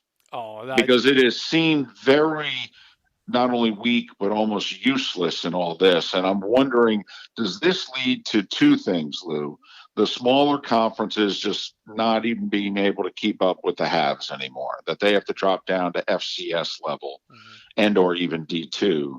And is this finally what has the Power Five just completely breaking away from the NCAA and forming their own thing with their own rules? And if you do that, then now all of a sudden Title IX is in play. Mm-hmm. I think you're going to be like the five families, the mafia, the Power Five conferences. They're going to break away. I honestly think this could be the nail that does that. And to your point earlier, David, about the MAC and the Sun Belt, you see them on Tuesday nights. You see 2,000 people there, and they're mostly parents at a Central Michigan, Eastern Michigan game. And the other part are the band members. I mean, I know they're getting the MAC, they're getting the ESPN money, but this is going to be dramatic for them in the next 2 to 3 years. No doubt about it. Well, and Lou, you know what? Maybe something good comes of this in this respect. What if for the MAC and the Sun Belt and maybe one or two other conferences, what if that's the spring football league or the spring football that a lot of us have been jonesing for? Maybe it's not a professional league. Maybe it's that the MAC and the Sun Belt and maybe Conference USA, where their season should be in the spring. You can get your own TV deals. You'll probably make more money than what you're making now. And you don't have to settle for, an ESPNU game or action on a Tuesday night. You could actually get some decent play and playing football in the spring. And the other thing is, I've always wondered if you're the MAC, and I have fairly high regard for the MAC. I'm not, I don't want any fans of a MAC school or alumni listening thinking that I'm down on the MAC. I just think that in 2020 and with the money that's involved, to me, if I was Western Michigan or Eastern Michigan or Northern Illinois, I'd want to compete for a national championship at the FCS level like North Dakota State than busting my hump trying to win 7 games so I can go to the New Mexico Bowl. I can't argue with you, David. I totally agree. Those North Dakota State games at 1AA or FCS, they're a treat to watch, and they're very competitive. And I think you could see some of these MAC schools and the Sun Belt and the whatnot go back to it. David, the reason I wanted you on was to talk SEC football on the field, and I want to get a couple of moments with you on that before I let you go. I know they've got the 10-game schedule, but you got LSU coming back. They're the national champions. You've got Georgia, looks like they're going to be decent over on the east side with Florida, and of course Alabama. You're down there. Give me your feel if they play, and I think they're going to. If they play, who should I watch out for on each side, each conference, each division, I should say? Well, it was interesting to me because I thought both Florida and to some degree Texas A&M had a scheduling advantage over some of the other big boys in the SEC. But the SEC made sure when they released their schedule on Friday night that while they made sure Alabama and LSU and Georgia didn't get a challenging game, quite frankly, in the revamped schedule, but they made sure that Florida and A&M played one another. And so now, to me, Lou, take a look. Alabama plays Georgia and Tennessee on the other side. Georgia plays Alabama and Auburn. Florida plays LSU and A&M. So the big boys are kind of playing each other this year, which is not always the case in the SEC. It always seems as if the top 4 or 5 teams don't ever really have a tough crossover game. And so that to me is fascinating. The team to watch, A&M this year has a lot of similarities to LSU last year. And everybody thought LSU was a year away last year. But they had Joe Burrow coming back at quarterback. And as it turned out, with all the guys that got drafted, it was a really loaded roster because Ed Orgeron had 3 years of recruiting. Well, this is Jimbo's 3rd year. And Jimbo can recruit. And he can coach. And he's got a senior quarterback who's preseason first team all conference. And he had 4 seniors on the whole team last year and about 30 juniors. And now they're all seniors. A&M, I think, is the sleeper in the SEC. And up until they scheduled the Florida game, there was a good chance A&M was going to be undefeated heading into late November. So A&M could be the team to watch that you think, they're pretty good, but they can't compete with so-and-so. You know what? They might actually be ready to compete with so-and-so. Well, I'll keep an eye out for them. I know that you're right about Jimbo Fisher. He can recruit, and he's going to be someone to look out for. Last question, David, I'll let you go. What's your favorite stadium or your favorite venue to go watch an SEC game, either working it or just the atmosphere? Well, there is nothing like Death Valley on a Saturday night. I mean, Baton Rouge at night is a totally different animal from any other SEC stadium. And, the Grove at Ole Miss is great. And, the Swamp when Florida's good, and in between the hedges and, Bryant-Denny Stadium, they all got their thing. believe it or not, and it's been a long time since they've been good, but Knoxville, for lack of a better word, is pretty neat, especially in the fall. It's right along the Tennessee River. Neyland Stadium is huge. It seats over 100,000. It's 4 or 5 stories tall. If you're there a couple hours before the game, the players of Tennessee do the Vol Walk, in which they're walking down Manning Way, and they come over the hill and they see the stadium, and people are lined up on either side, and they make their way into the stadium 2 hours before the game. And they play Rocky Top about 137 times. We actually keep track in the booth. That's one of my jobs in the booth, Lou, is we have a piece of paper where it says Rocky Top, and every time we hear it, I have to write down. And in the booth, we do our little, over-under bets, and, how many times do you think it'll be played? And usually the over-under is around 40. That's amazing. That sounds like so much fun. I'm glad you said Death Valley, David, because that's on my bucket list to get down there for a Saturday night game one of these years when I don't have a hockey game to broadcast up here in Michigan. David, thanks for taking time out. I know you got to run. You got some other things you got to do. It's been a pleasure. Let's hope that the SEC can play this year, and who knows, you might get Nebraska and Ohio State down there. I'll tell you what, if the Big Ten schools that want to go rogue, you think about it, it could be a hell of a Big 12 this year.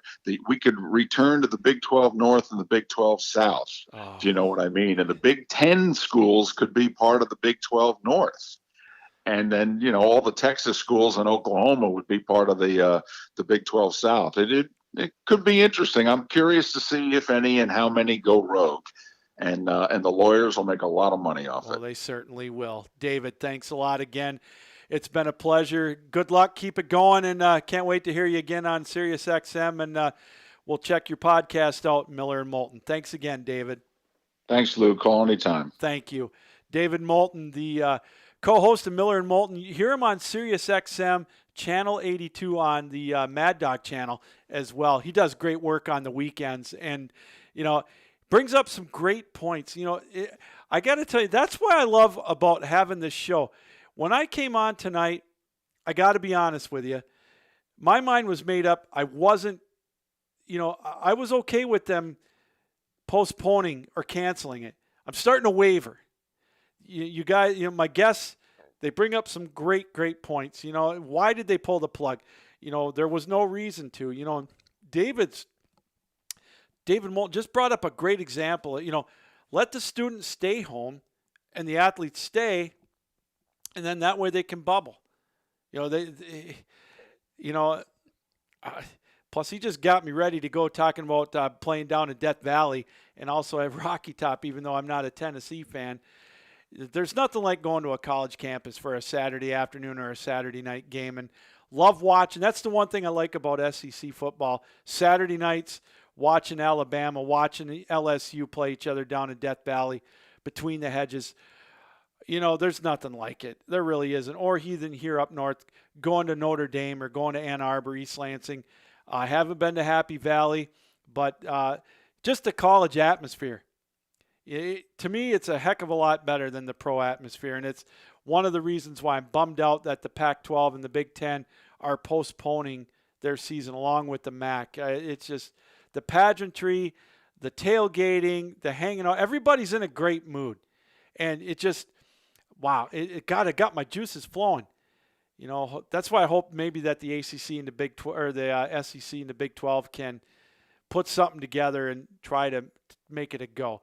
I understand why they're not, and I still don't blame them, but I kind of wish that they would have maybe postponed the season to October 1st, maybe, and they could have still done it.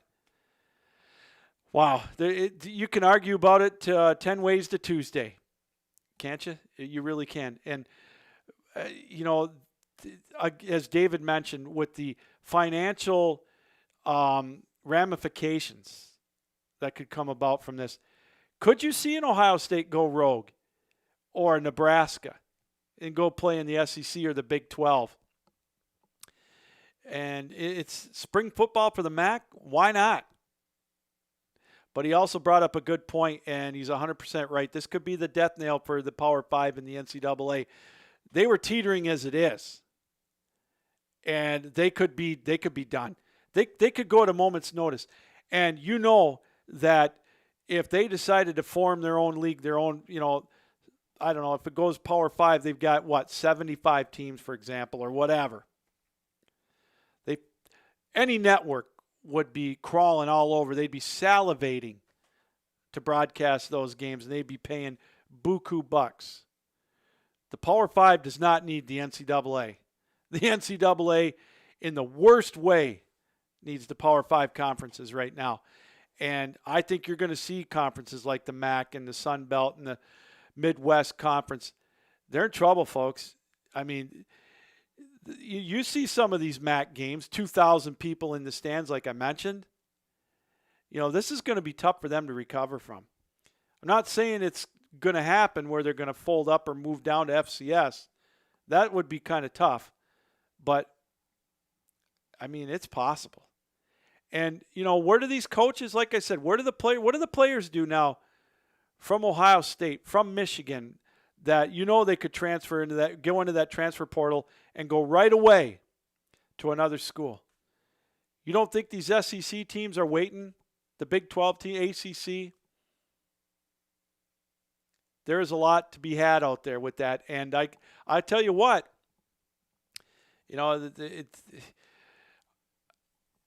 I don't know how it's going to survive. The Big Ten and all that are going to play in the spring. Like I mentioned last hour, do you think that these top-tier athletes, like a Justin Fields or you name it, a Dylan McCaffrey from Michigan or Trevor Lawrence or whoever, do you actually think that they're going to play when the NFL draft might be in May or June? You think they're going to jeopardize that? I mean, you got guys right now that won't play in meaningless bowl games because they don't want to get injured, because it's just, there's too much to risk. And I'll tell you, you got guys right now, and there are going to be some top guys that are going to opt out to get ready for next year, juniors and seniors. If there's any risk of COVID, they're going to opt out. And these universities can't do a darn thing about it. So there's a lot of question marks on the table. Wow, this is crazy. I honestly did not think we'd be talking about this tonight. This is such a big thing. We're going to start our NFL previews, and I promise we'll get to it next week. We will get some guests lined up. I was going to talk to David about the Dolphins and about the AFC South, but this is just too big, and it just came on like gangbusters over the weekend. And what a crazy. It's 2020. There's no normal. Well, let's get a scoring update now. They are in the fifth overtime. 9.5 minutes left. Still 2-2. Oh, wait a minute. Tampa Bay scored. Game over. 3-2 our score. Looks like Tampa scored and won in 5 overtimes. We'll see who we get the see if we can get the game-winning score. Let me see if I can bring it up. Well, all right. One of my computer settings is way behind. Let's go to break. When we come back, we'll get you that final score, and we'll get you who scored it. You're watching the Captain Lou Extravaganza live. You're on 12 Ounce Sports and Zingo TV channel 761.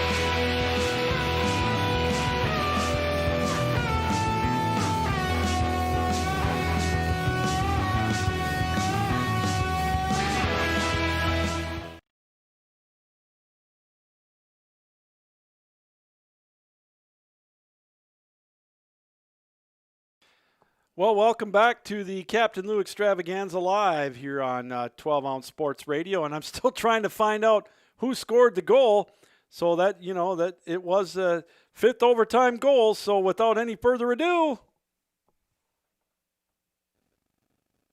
well, I'll tell you what, it's 2020, man. My sound effects aren't working.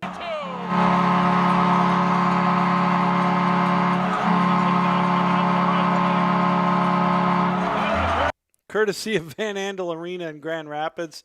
You might have heard Bob Kaiser, voice of the Griffins, in the background. The Tampa Bay Lightning finally, in the fifth overtime, have scored. Braden Point, the game-winning goal at 10:27. Wow.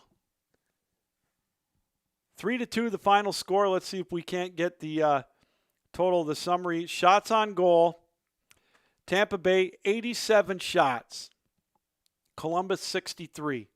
So Tampa Bay, they take a 1-0 series lead in that best of 7. What a way to start out the Stanley Cup playoffs with a 3-2, 5 overtime game. The game between Boston and Carolina has been postponed to tomorrow at 11 a.m. So Braden Point, the game winner. And I know our crew at 12-Ounce Sports, they're all kind of chatting amongst each other. And, wow, 5 overtimes. So, again, like I say, can't beat Stanley Cup playoff hockey, that's for sure. So, hey, I want to thank David Moulton for joining us. Great insight from SEC country. Watch out for Texas A&M, he says. They've got a great team. And they've really recruited well, and some great insight on what's happening with the Pac-10 or the Pac-12 rather, and the Big Ten with the cancellation. So we're still to come. Matthew Zader is going to join us here at the bottom of the hour in about 3 minutes, and we're going to get his perspective. First of all, we're going to see if he caught his breath, if he watched that 5 overtime thriller. 85 saves. Absolutely incredible. I'm still shaking my head with that. And so Tampa Bay wins, and they win game 1 of the best of 7. As now let's see. Again, that Hurricanes-Bruins game postponed. They're going to drop the puck at 11 o'clock tomorrow morning, and then the Islanders and the Capitals will play at 3 o'clock unless the Hurricanes and the Bruins go to 5 overtime. So elsewhere, the Flames beat the Stars by the score of 3-2. And getting the game-winning goal for Calgary was Ryan Anderson, his second goal of the playoffs. So congratulations to the Flames. They're up 1-0 in that best of 7 series. Baseball, they're chugging along. My Tigers in first place. They were losing to the White Sox, so last I saw. Let me see if I can get a score on that. Maybe. Let me see if I can bring it up here. It's been an odd year for baseball. With everything going on, the Tigers are losing 8-2, but they were tied for first. So if the Tigers are in first place, can't be all bad. Like I told you, they win 30 games. They're in the playoffs, and playing in that division, with the likes of the Royals and the Twins, and or the Twins are good, but the Royals, the Sox, the Indians are okay. It's they've got a chance.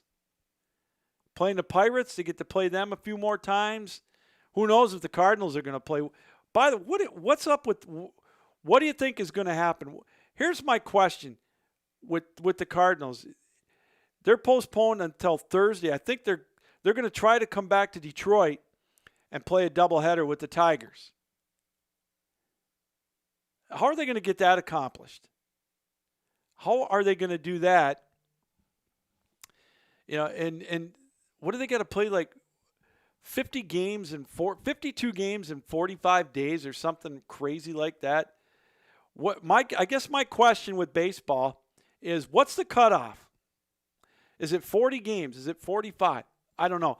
Well, let's go back to our guest line, and I believe we've got on the other end of the line our Vancouver Canucks insider. Matthew Zader. Matthew, how are you?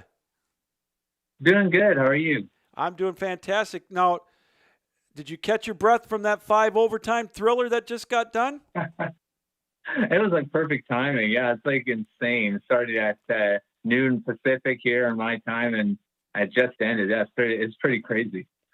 Well, I thank you for joining us. This is like nirvana for us hockey fans. With who would have thought in March we would be watching 5 overtime hockey, qualifying hockey in August? Isn't it great?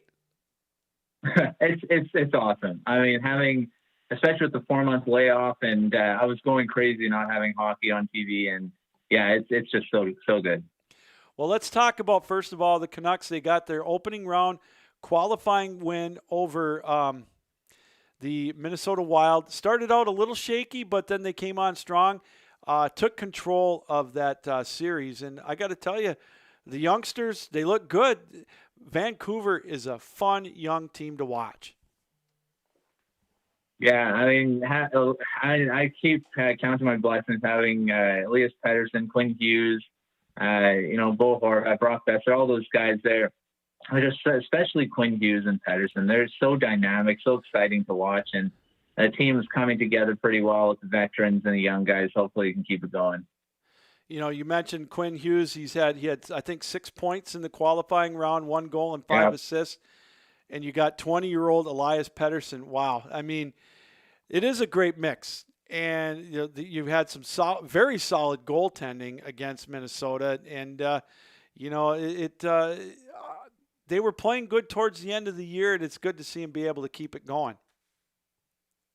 Yeah, and I mean, Markstrom didn't have the best series against the Wild. He did get his first shutout, but I think he's going to get better, go back into form against the Blues. So I have no problem with Markstrom. He basically saved the Canucks I don't know how many times during the regular season. So give him the benefit of the doubt for having a little bit of a struggling game in Game 4 there. But the team scored some goals for him, which something they didn't do sometimes during the season. So it's good for them to actually pull him up rather than him always doing it for the team.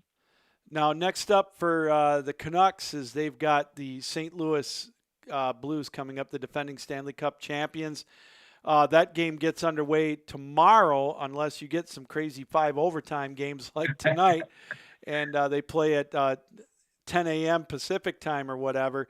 What does Vancouver, Matthew, have to do? Do you think maybe a little bit better than they did against the Wild to take this one from the defending Stanley Cup champions?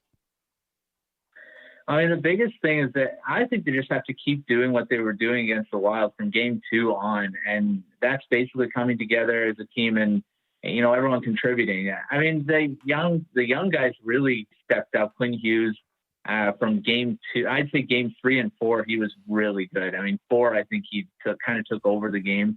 But the Blues are a heavy team, and what Pettersson got against the Wild is going to be multiplied. And I think that they have to do is actually, I mean, they didn't score a ton during that series either. But I mean, biggest thing, they got to stay out of the box. I think that's the biggest thing going into this series. And because the power plays, they're ranked 3 and 4. They're pretty close in special teams in both penalty killing and power play. So I don't know. The special teams may come down to whoever's more effective on that. And the Canucks just can't give the Blues a lot of opportunities. And the goaltending matchup, Bennington, I don't think he was as sharp in the qualifier, the whatever you call it, not the qualifying round, the round robin, as he may have been earlier in the year. So I almost think, in my opinion, I think the goaltending matchup in that series is almost a wash. Yeah.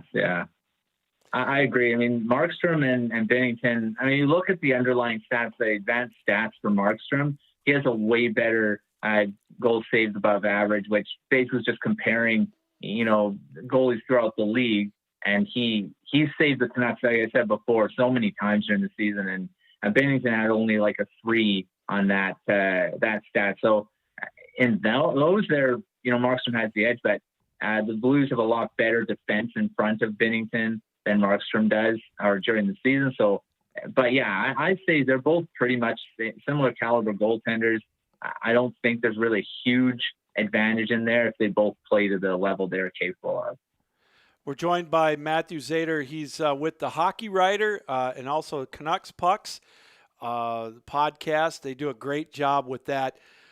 Matthew, at the beginning or when they announced this 24-team Stanley Cup playoff with the qualifying rounds, did you expect that it would be the first round would be as good as it was? I mean, the hockey, I thought the play was good. There was a little choppiness, but not much. But boy, you talk about some exciting games, some exciting series, and that elimination night with 5 out of the 6 games being elimination games. I mean, did you expect it to be that good in the opening round? I didn't. I thought it was going to be very sloppy. After a 4-month layoff, I thought, oh yeah, we're going to watch preseason hockey again, and it's not going to be that good. But yeah, almost every series was really good. I don't know, the round robin kind of, some of the teams looked like they weren't trying too hard, but the qualifying round, yeah, every series was good because every team was like, well, we have to win or we're going home after doing all this work to come into the bubble and being away from family. I think you really have to, play good hockey, and they did. I think most of the teams did a very good job of coming together and actually playing, exciting playoff hockey. And the Canucks-Minnesota Wild series is like, you wouldn't see a difference that it wasn't a real playoff series. No, not at all. I got to ask you questions on some of the other series now. I got to tell you, Matthew, I'm not 100% surprised the Blackhawks beat the Oilers. When you get a series like that, the veterans of the Blackhawks, they've been there. They've done that. Edmonton still has to grow, in my opinion, and I'm not surprised in that. I guess the series I'm surprised about, and I think a lot of other people are, was Montreal and Pittsburgh. I just still thought Pittsburgh had enough to solve Carey Price, but I'll tell you, the Penguins looked really old in that series. Yeah, I have to agree with that too. I mean, the Penguins are, you're looking at Crosby and Malkin. I didn't see them being very dominant in that series. You saw the young legs of the Montreal Canadiens, Kotkaniemi. Nick Suzuki was very impressive in that series. And, there's a changing of the guard now, and a lot of the younger guys are starting to come and dominate this league. And, the older guys, the superstars that, we've been seeing for the last decade here, they're starting to slow down. And yeah, they did. They look very old. And the Montreal Canadiens, to give them credit, they played a very good series and very full credit for winning it. 100% agree. Matthew, I want to go back to your point about the round robin games where some of the teams may not have played at full speed. If you're a betting person and you look at Boston, I want to go to that series with Carolina. It looked to me, a team never not tries, but it just looked to me that they weren't giving it their all. I don't know if they were saving something, but I'd be a little scared putting any kind of money. Carolina, I know they're good. They're sneaky good, but I think that's a very deceiving Boston team that they're going to run into, because there's a lot of pride on that team and there's a lot of talent up and down that roster. And I, to your point, I think Boston might have been one of those teams that figured, well, we're already in. We're not going to really, we don't have to go full bore. Yeah. I mean, you saw it today with the Tampa Bay Lightning, who didn't really play a very good round robin either, and they looked like a different team in this game one, and a lot more gritty, a lot better on their forecheck, and looked more like the Tampa Bay Lightning that we're used to. And to go to Boston, I say, yeah. I mean, I was commenting in our playoff preview on Canucks and Pucks that, Boston's going to be in trouble because a lot of their top guys didn't really perform in the round robin. But, if they can turn it on, like Tampa Bay kind of looked like they did too. Yeah, they're a scary team. They were first in the East for a reason and President's Trophy winners, so you can't really sleep on them. But the Hurricanes, they're a good team too. So I don't know. I think that's going a long series anyway. Oh, I agree. I think it's going to go at least 6 games. And I am picking Carolina in an upset. That's one of my upset picks. So I'm not going to go too far away, and change my tune. I just like how they're playing right now. I thought they looked very good against the Rangers in that qualifying round. Yeah. And the Rangers, of course, they get Lafreniere for not winning their qualifying round, but that's another story for another time. What I want to talk to you about are some of your picks for the opening round of the Stanley Cup playoffs. We'll go in your Western Conference first. Give me an upset to look for in any of the 4 opening round series. Well, I mean, I don't like the Chicago Blackhawks never since the Canucks got getting beat by them, but I like their team. Again, just like the Canucks have been, is very, very good mix of young guys and veterans. And they've been there before. And, guys like Kubalik and Kirby Dach really performed in the qualifiers, and they're going to surprise, I think, a lot of people. And then, of course, my team, the Canucks, I think Canucks are going to surprise as well. I'd say those are the two teams that may surprise and come out of the West. Well, I got to tell you, the one surprise that I mean, call it a surprise if you want, is Calgary. I got Calgary beating Dallas. Oh. And so, yeah. And I think the only one that, in my opinion, I still like Vegas over Chicago. I'm not a Blackhawks fan either, being a Red Wings fan. We've had a good rivalry. Well, we used to when Detroit was in the Western Conference, but I've got some friends that are diehards that like to poke the bear. But I think Colorado, I think, is going to win that series. Arizona is a nice story, but I just don't think they've got enough. But no. You make a valid argument for Chicago, and I'm picking Vancouver. I'm going Vancouver, Calgary, and I'm going Vegas and Colorado. I really like Colorado's team right now. Oh, yeah, Colorado's coming out for sure. I mean, they're just one of those teams that are just so fast and so dynamic as well. And Nathan McKinnon is just a star. And you watch him play, he can do so much with the puck and how fast he is and how shifty he is on the ice. And yeah, he can take over a game himself. He can take over a series himself. And I want the Canucks to meet them sometime in the playoffs here, because I think that'd be a very exciting series, especially with how much speed and skill that both teams have. That would be a fun one to watch. I agree 100%. Now, on the other side of the coin, in the Eastern Conference, I'll give you my picks, and then you can decide. You can call me crazy or what as soon as I get my piece of paper here. I've got, like I said, my upset pick's going to be Carolina over Boston, and I've got the Islanders Capitals series. I think is going to go 7 games, and I got the Capitals squeaking it out. And I've got Tampa over Columbus. I think the bubble's going to burst just because of last year. I think Tampa's going to use that chip on their shoulder. I really like Tampa's team. I think they've got a shot coming out, and I don't know. I like as much as Montreal's my second favorite team behind Detroit, but I just don't see how they can beat the Flyers. The Flyers I thought they really looked impressive in that round robin, and I think they've got a team that's starting to gel. Yeah, I mean, it's hard to disagree with a lot of those picks. I mean, on the podcast earlier, we did our picks, and I picked Philly to come out of the Montreal series. I mean, but it's going to go long. I think Montreal's going to still give them fits, and Carey Price can steal a couple games as well just on his own. But Carter Hart for the Flyers has been very impressive for a young goaltender. And, don't be surprised if he kind of takes over the series too. I mean, it's going to be a pretty good goaltending battle, actually. Yeah.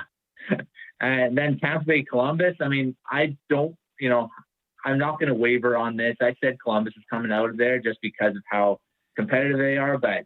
And looking at Korpisalo, how he's played now at this long overtime, I'm kind of on the fence now, but I'm going to stick with it. You have to. You can't waver. Yeah, I can't waver. That's my pick. So Columbus is still going to come out of that. And then, Washington Islanders. I picked the Islanders to come out of there because they're another team, very good depth. And Washington didn't seem to look very good in the round robin. Ovechkin didn't score. But, again, they can be a team that can turn it on as well. And then Carolina, I still pick Carolina to come out of that Boston series too. That's crazy. At the beginning of the playoffs and back in February even, if you would have told me that I would be picking Boston to lose the opening round of a Stanley Cup playoff series, I'd have said you're crazy, because I had them going to the Stanley Cup Finals, and I'm hedging my bets. I had them going against Colorado before the qualifying round. I'll stick with Colorado, but I really like how the Flyers are playing, and I can see the Broad Street Bullies making an appearance. Matthew, real quick before I let you go, tell everybody where they can hear your podcast and what you do with the NHL. Well, you can follow us on Twitter at Canucks and Pucks. It's just at Canucks Pucks on Twitter. We just dropped an episode, our playoff preview episode this morning, so give us a listen. That's an hour and a half long. You don't have to listen to the whole thing. Jump around. That's okay. And then I also write at the Hockey Writers. For primarily covering the Canucks, I also write some NHL draft stuff that's coming up too. So look out for that. And it's going to be exciting to kind of cover everything going forward. It's just happy to have hockey back on TV, even though we're not able to go and watch them. You and I both, Matthew. Hey, this has been an absolute treat. Thanks for taking time out tonight to come on the show. Good luck with your Canucks against the in their upcoming series against the Blues, and maybe we'll get you on around Stanley Cup Finals and get your picks. That'd be awesome. Yeah, it was great chatting with you. All right, thanks, Matthew, and we'll talk to you soon. Matthew Zader, the one of the writers for the Hockey Writer, and also from Canucks and Pucks, their podcast. Check them out at Canucks Pucks on Twitter, at Matthew Zader SC, and hey, the Stanley Cup playoffs are here. They're exciting. You can't get any more exciting than a 5 overtime game, which took place tonight between the Tampa Bay Lightning and the Columbus Blue Jackets. And 3-2 Tampa Bay wins on a Braden Point goal at, I believe it was 10:57 of the 5th overtime. So the or 10:27, I beg your pardon. So Tampa Bay gets the early edge 1-0 in that series. This is a rematch, as I mentioned with Matthew, from last year in the opening round, where Tampa took on Columbus. Tampa won the President's Cup trophy last year. Columbus barely got in, and they swept them. It was what a series that was. It was funny because I tell the story. I was down watching my son in the World Drumline competition in Dayton, Ohio, just outside of Columbus, about hour or so away. And I got back and was at a local beer garden ordering some chicken wings. I was going to have dinner. And I came in there, and the Blue Jackets were behind, I want to say it was 3-0. And then they scored 4 straight. And the place just went absolutely nuts. The bar was, every TV in the beer garden had the Lightnings. There was one game or one TV that had, I think, the Cincinnati Reds were on, and the rest of them had the hockey game on. And hockey's a thing in Ohio. And I've got some fond memories of Columbus covering the ACHA National Championships there in 2017 and 2018. But that series, it was over after that. Tampa never recovered. Well, now it's 1-0 in favor of Tampa with that 5 overtime win. With that 5 overtime game, it pushed the Boston-Carolina game to 11 a.m. tomorrow. So take that note if you were planning on watching it and you're wondering where it's at. Well, it got moved. Still to come tonight, Game 1 at 10:30 Eastern Time between the Blackhawks and the Vegas Golden Knights. This is going to be a whole different animal for the Blackhawks. They're going to give Vegas a run. But it's like, I think it was Anson Carter brought it up on NBC. It was a great point.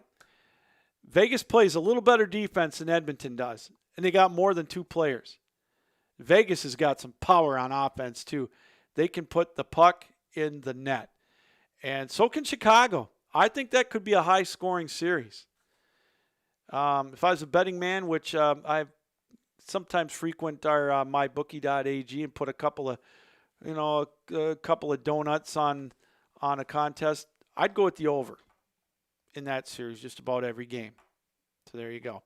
We're going to step aside. When we come back, we'll wrap things up here on this edition of the Captain Lou Extravaganza. You are watching it live, by the way, on 12 Ounce Sports and also Zingo TV, Channel 761.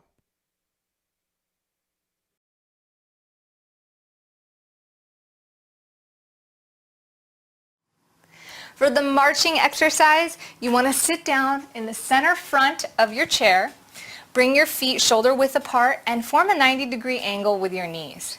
From here, you're going to lift one foot and raise the opposite arm, just as you march in place in your chair.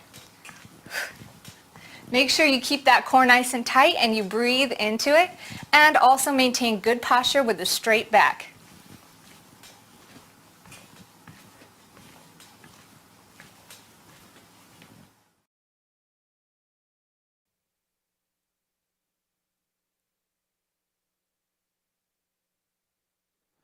Welcome back, everybody, to the Captain Lou Extravaganza Live here on 12 Ounce Sports and Zingo TV, Channel 761. Also, you can watch us live on our Facebook page and on our Twitter page at 12 Ounce Sports, and also on our YouTube channel as well. A lot of outlets to watch us here on 12 Ounce as the Captain Lou Extravaganza winds down here. Want to thank our guest tonight of Matthew Zader from Canucks Pucks podcast. He's covers everything Vancouver. They had an opening round, qualifying round win over the Minnesota Wild 3-1. Now they get to take on the defending Stanley Cup champion St. Louis Blues, and I've got the Canucks in an upset, and it's not because I had Matthew on our program. I just like their speed, their youth. They look good, and they're going to if they get solid goaltending, I think they can give St. Louis a run for their money. Also want to thank David Moulton from the Miller and Moulton radio show and their podcast. And you can also hear David on Sirius XM channel 82. He does. He's on Sundays occasionally, Saturdays and Sundays on the weekends. Does great work on there. He's very insightful. He does a lot of work with the SEC, and he's the voice of Florida Gulf Coast. And I failed to ask him about their ACHA teams, if he knows their powerhouse hockey. When we get him on again, we got to make it a point to talk to him about that. Hey, just want to take a moment to let you all know about what's going on here at 12 Ounce Sports. Now that all the hockey and baseball and basketball is upon us, football practice starting in the NFL, golf, you name it, 12 Ounce Sports is your home for all the best live talk shows as well. We're growing. We're making, a lot of improvements. We've got some great talent on this network, and, I'm blessed to be a part of it. This will be my 2-year anniversary coming up with the network August 31st, I believe, or August 25th will be my 2nd year anniversary with the network, and I'm looking forward to that and many more shows to come. This has been an app for me, and I am honored and blessed to be on with some great shows like World Hockey Report, Pete's Power Plays, The Cool Show, Mike Said It First, Vegas Squares, and I know I'm forgetting a few of them, and I'm sorry, but check out our lineup on 12ouncesportsradio.com.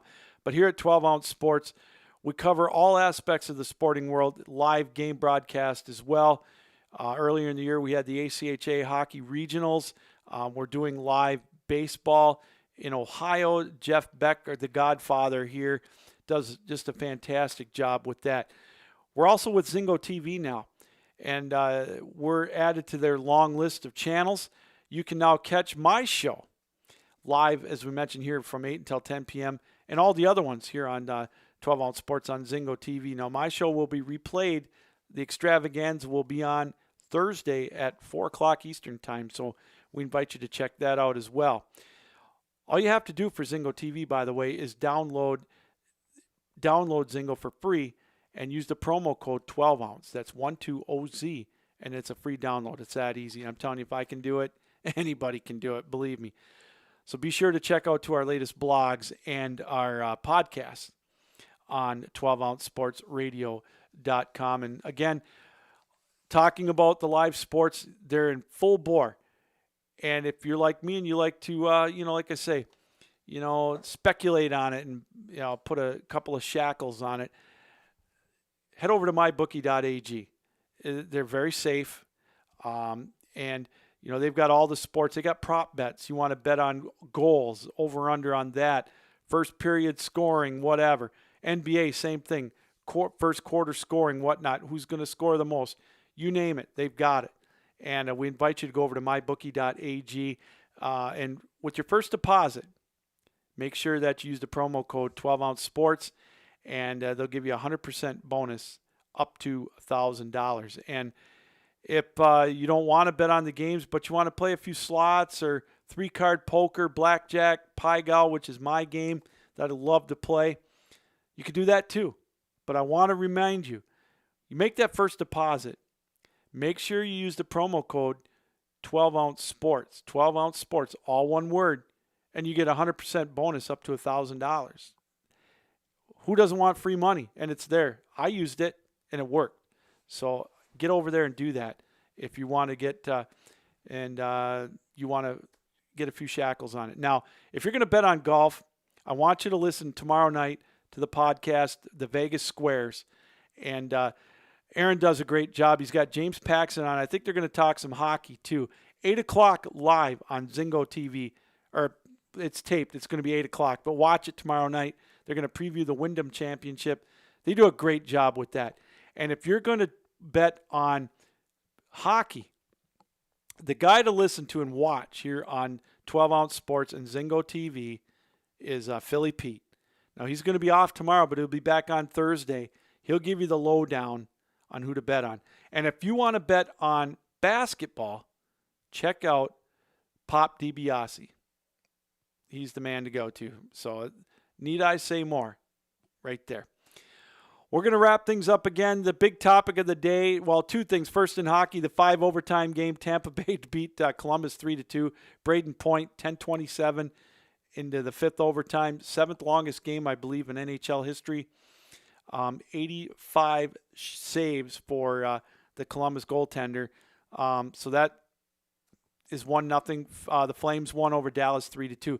But the big topic, of course, the Big Ten, the Pac-12 joining the MAC and the Midwest Conference, or the Mountain West Conference, I should say, canceling and postponing football until at least the spring and all fall sports. And in the Pac-12, every sport, basketball included. Are the SEC, the ACC, and the Big 12, are they going to follow? They've postponed the start dates. Their schedules aren't out until the end of the month, end of September. The ACC, though, I believe does start around Labor Day. I know Notre Dame did, so we'll see what happens there. But are they going to follow suit? There's I don't know. But those are the big stories. We hope that we were informative, gave you something more to think about on those. Again, I want to thank Todd Corder for joining us in the first half hour. Zach Hardig from Fox 17 out of Grand Rapids, talking a little MAC conference and some high school football. David Moulton, XM Radio, Mad Dog Channel, and also Miller and Moulton podcast and a radio show for joining us, talking SEC. And Matthew Zader from the Canucks Pucks podcast and the Hockey Writer joining us, talking pucks.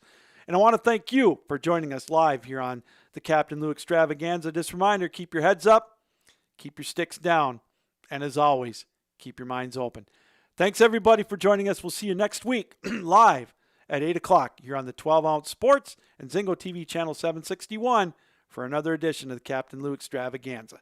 So long, everybody.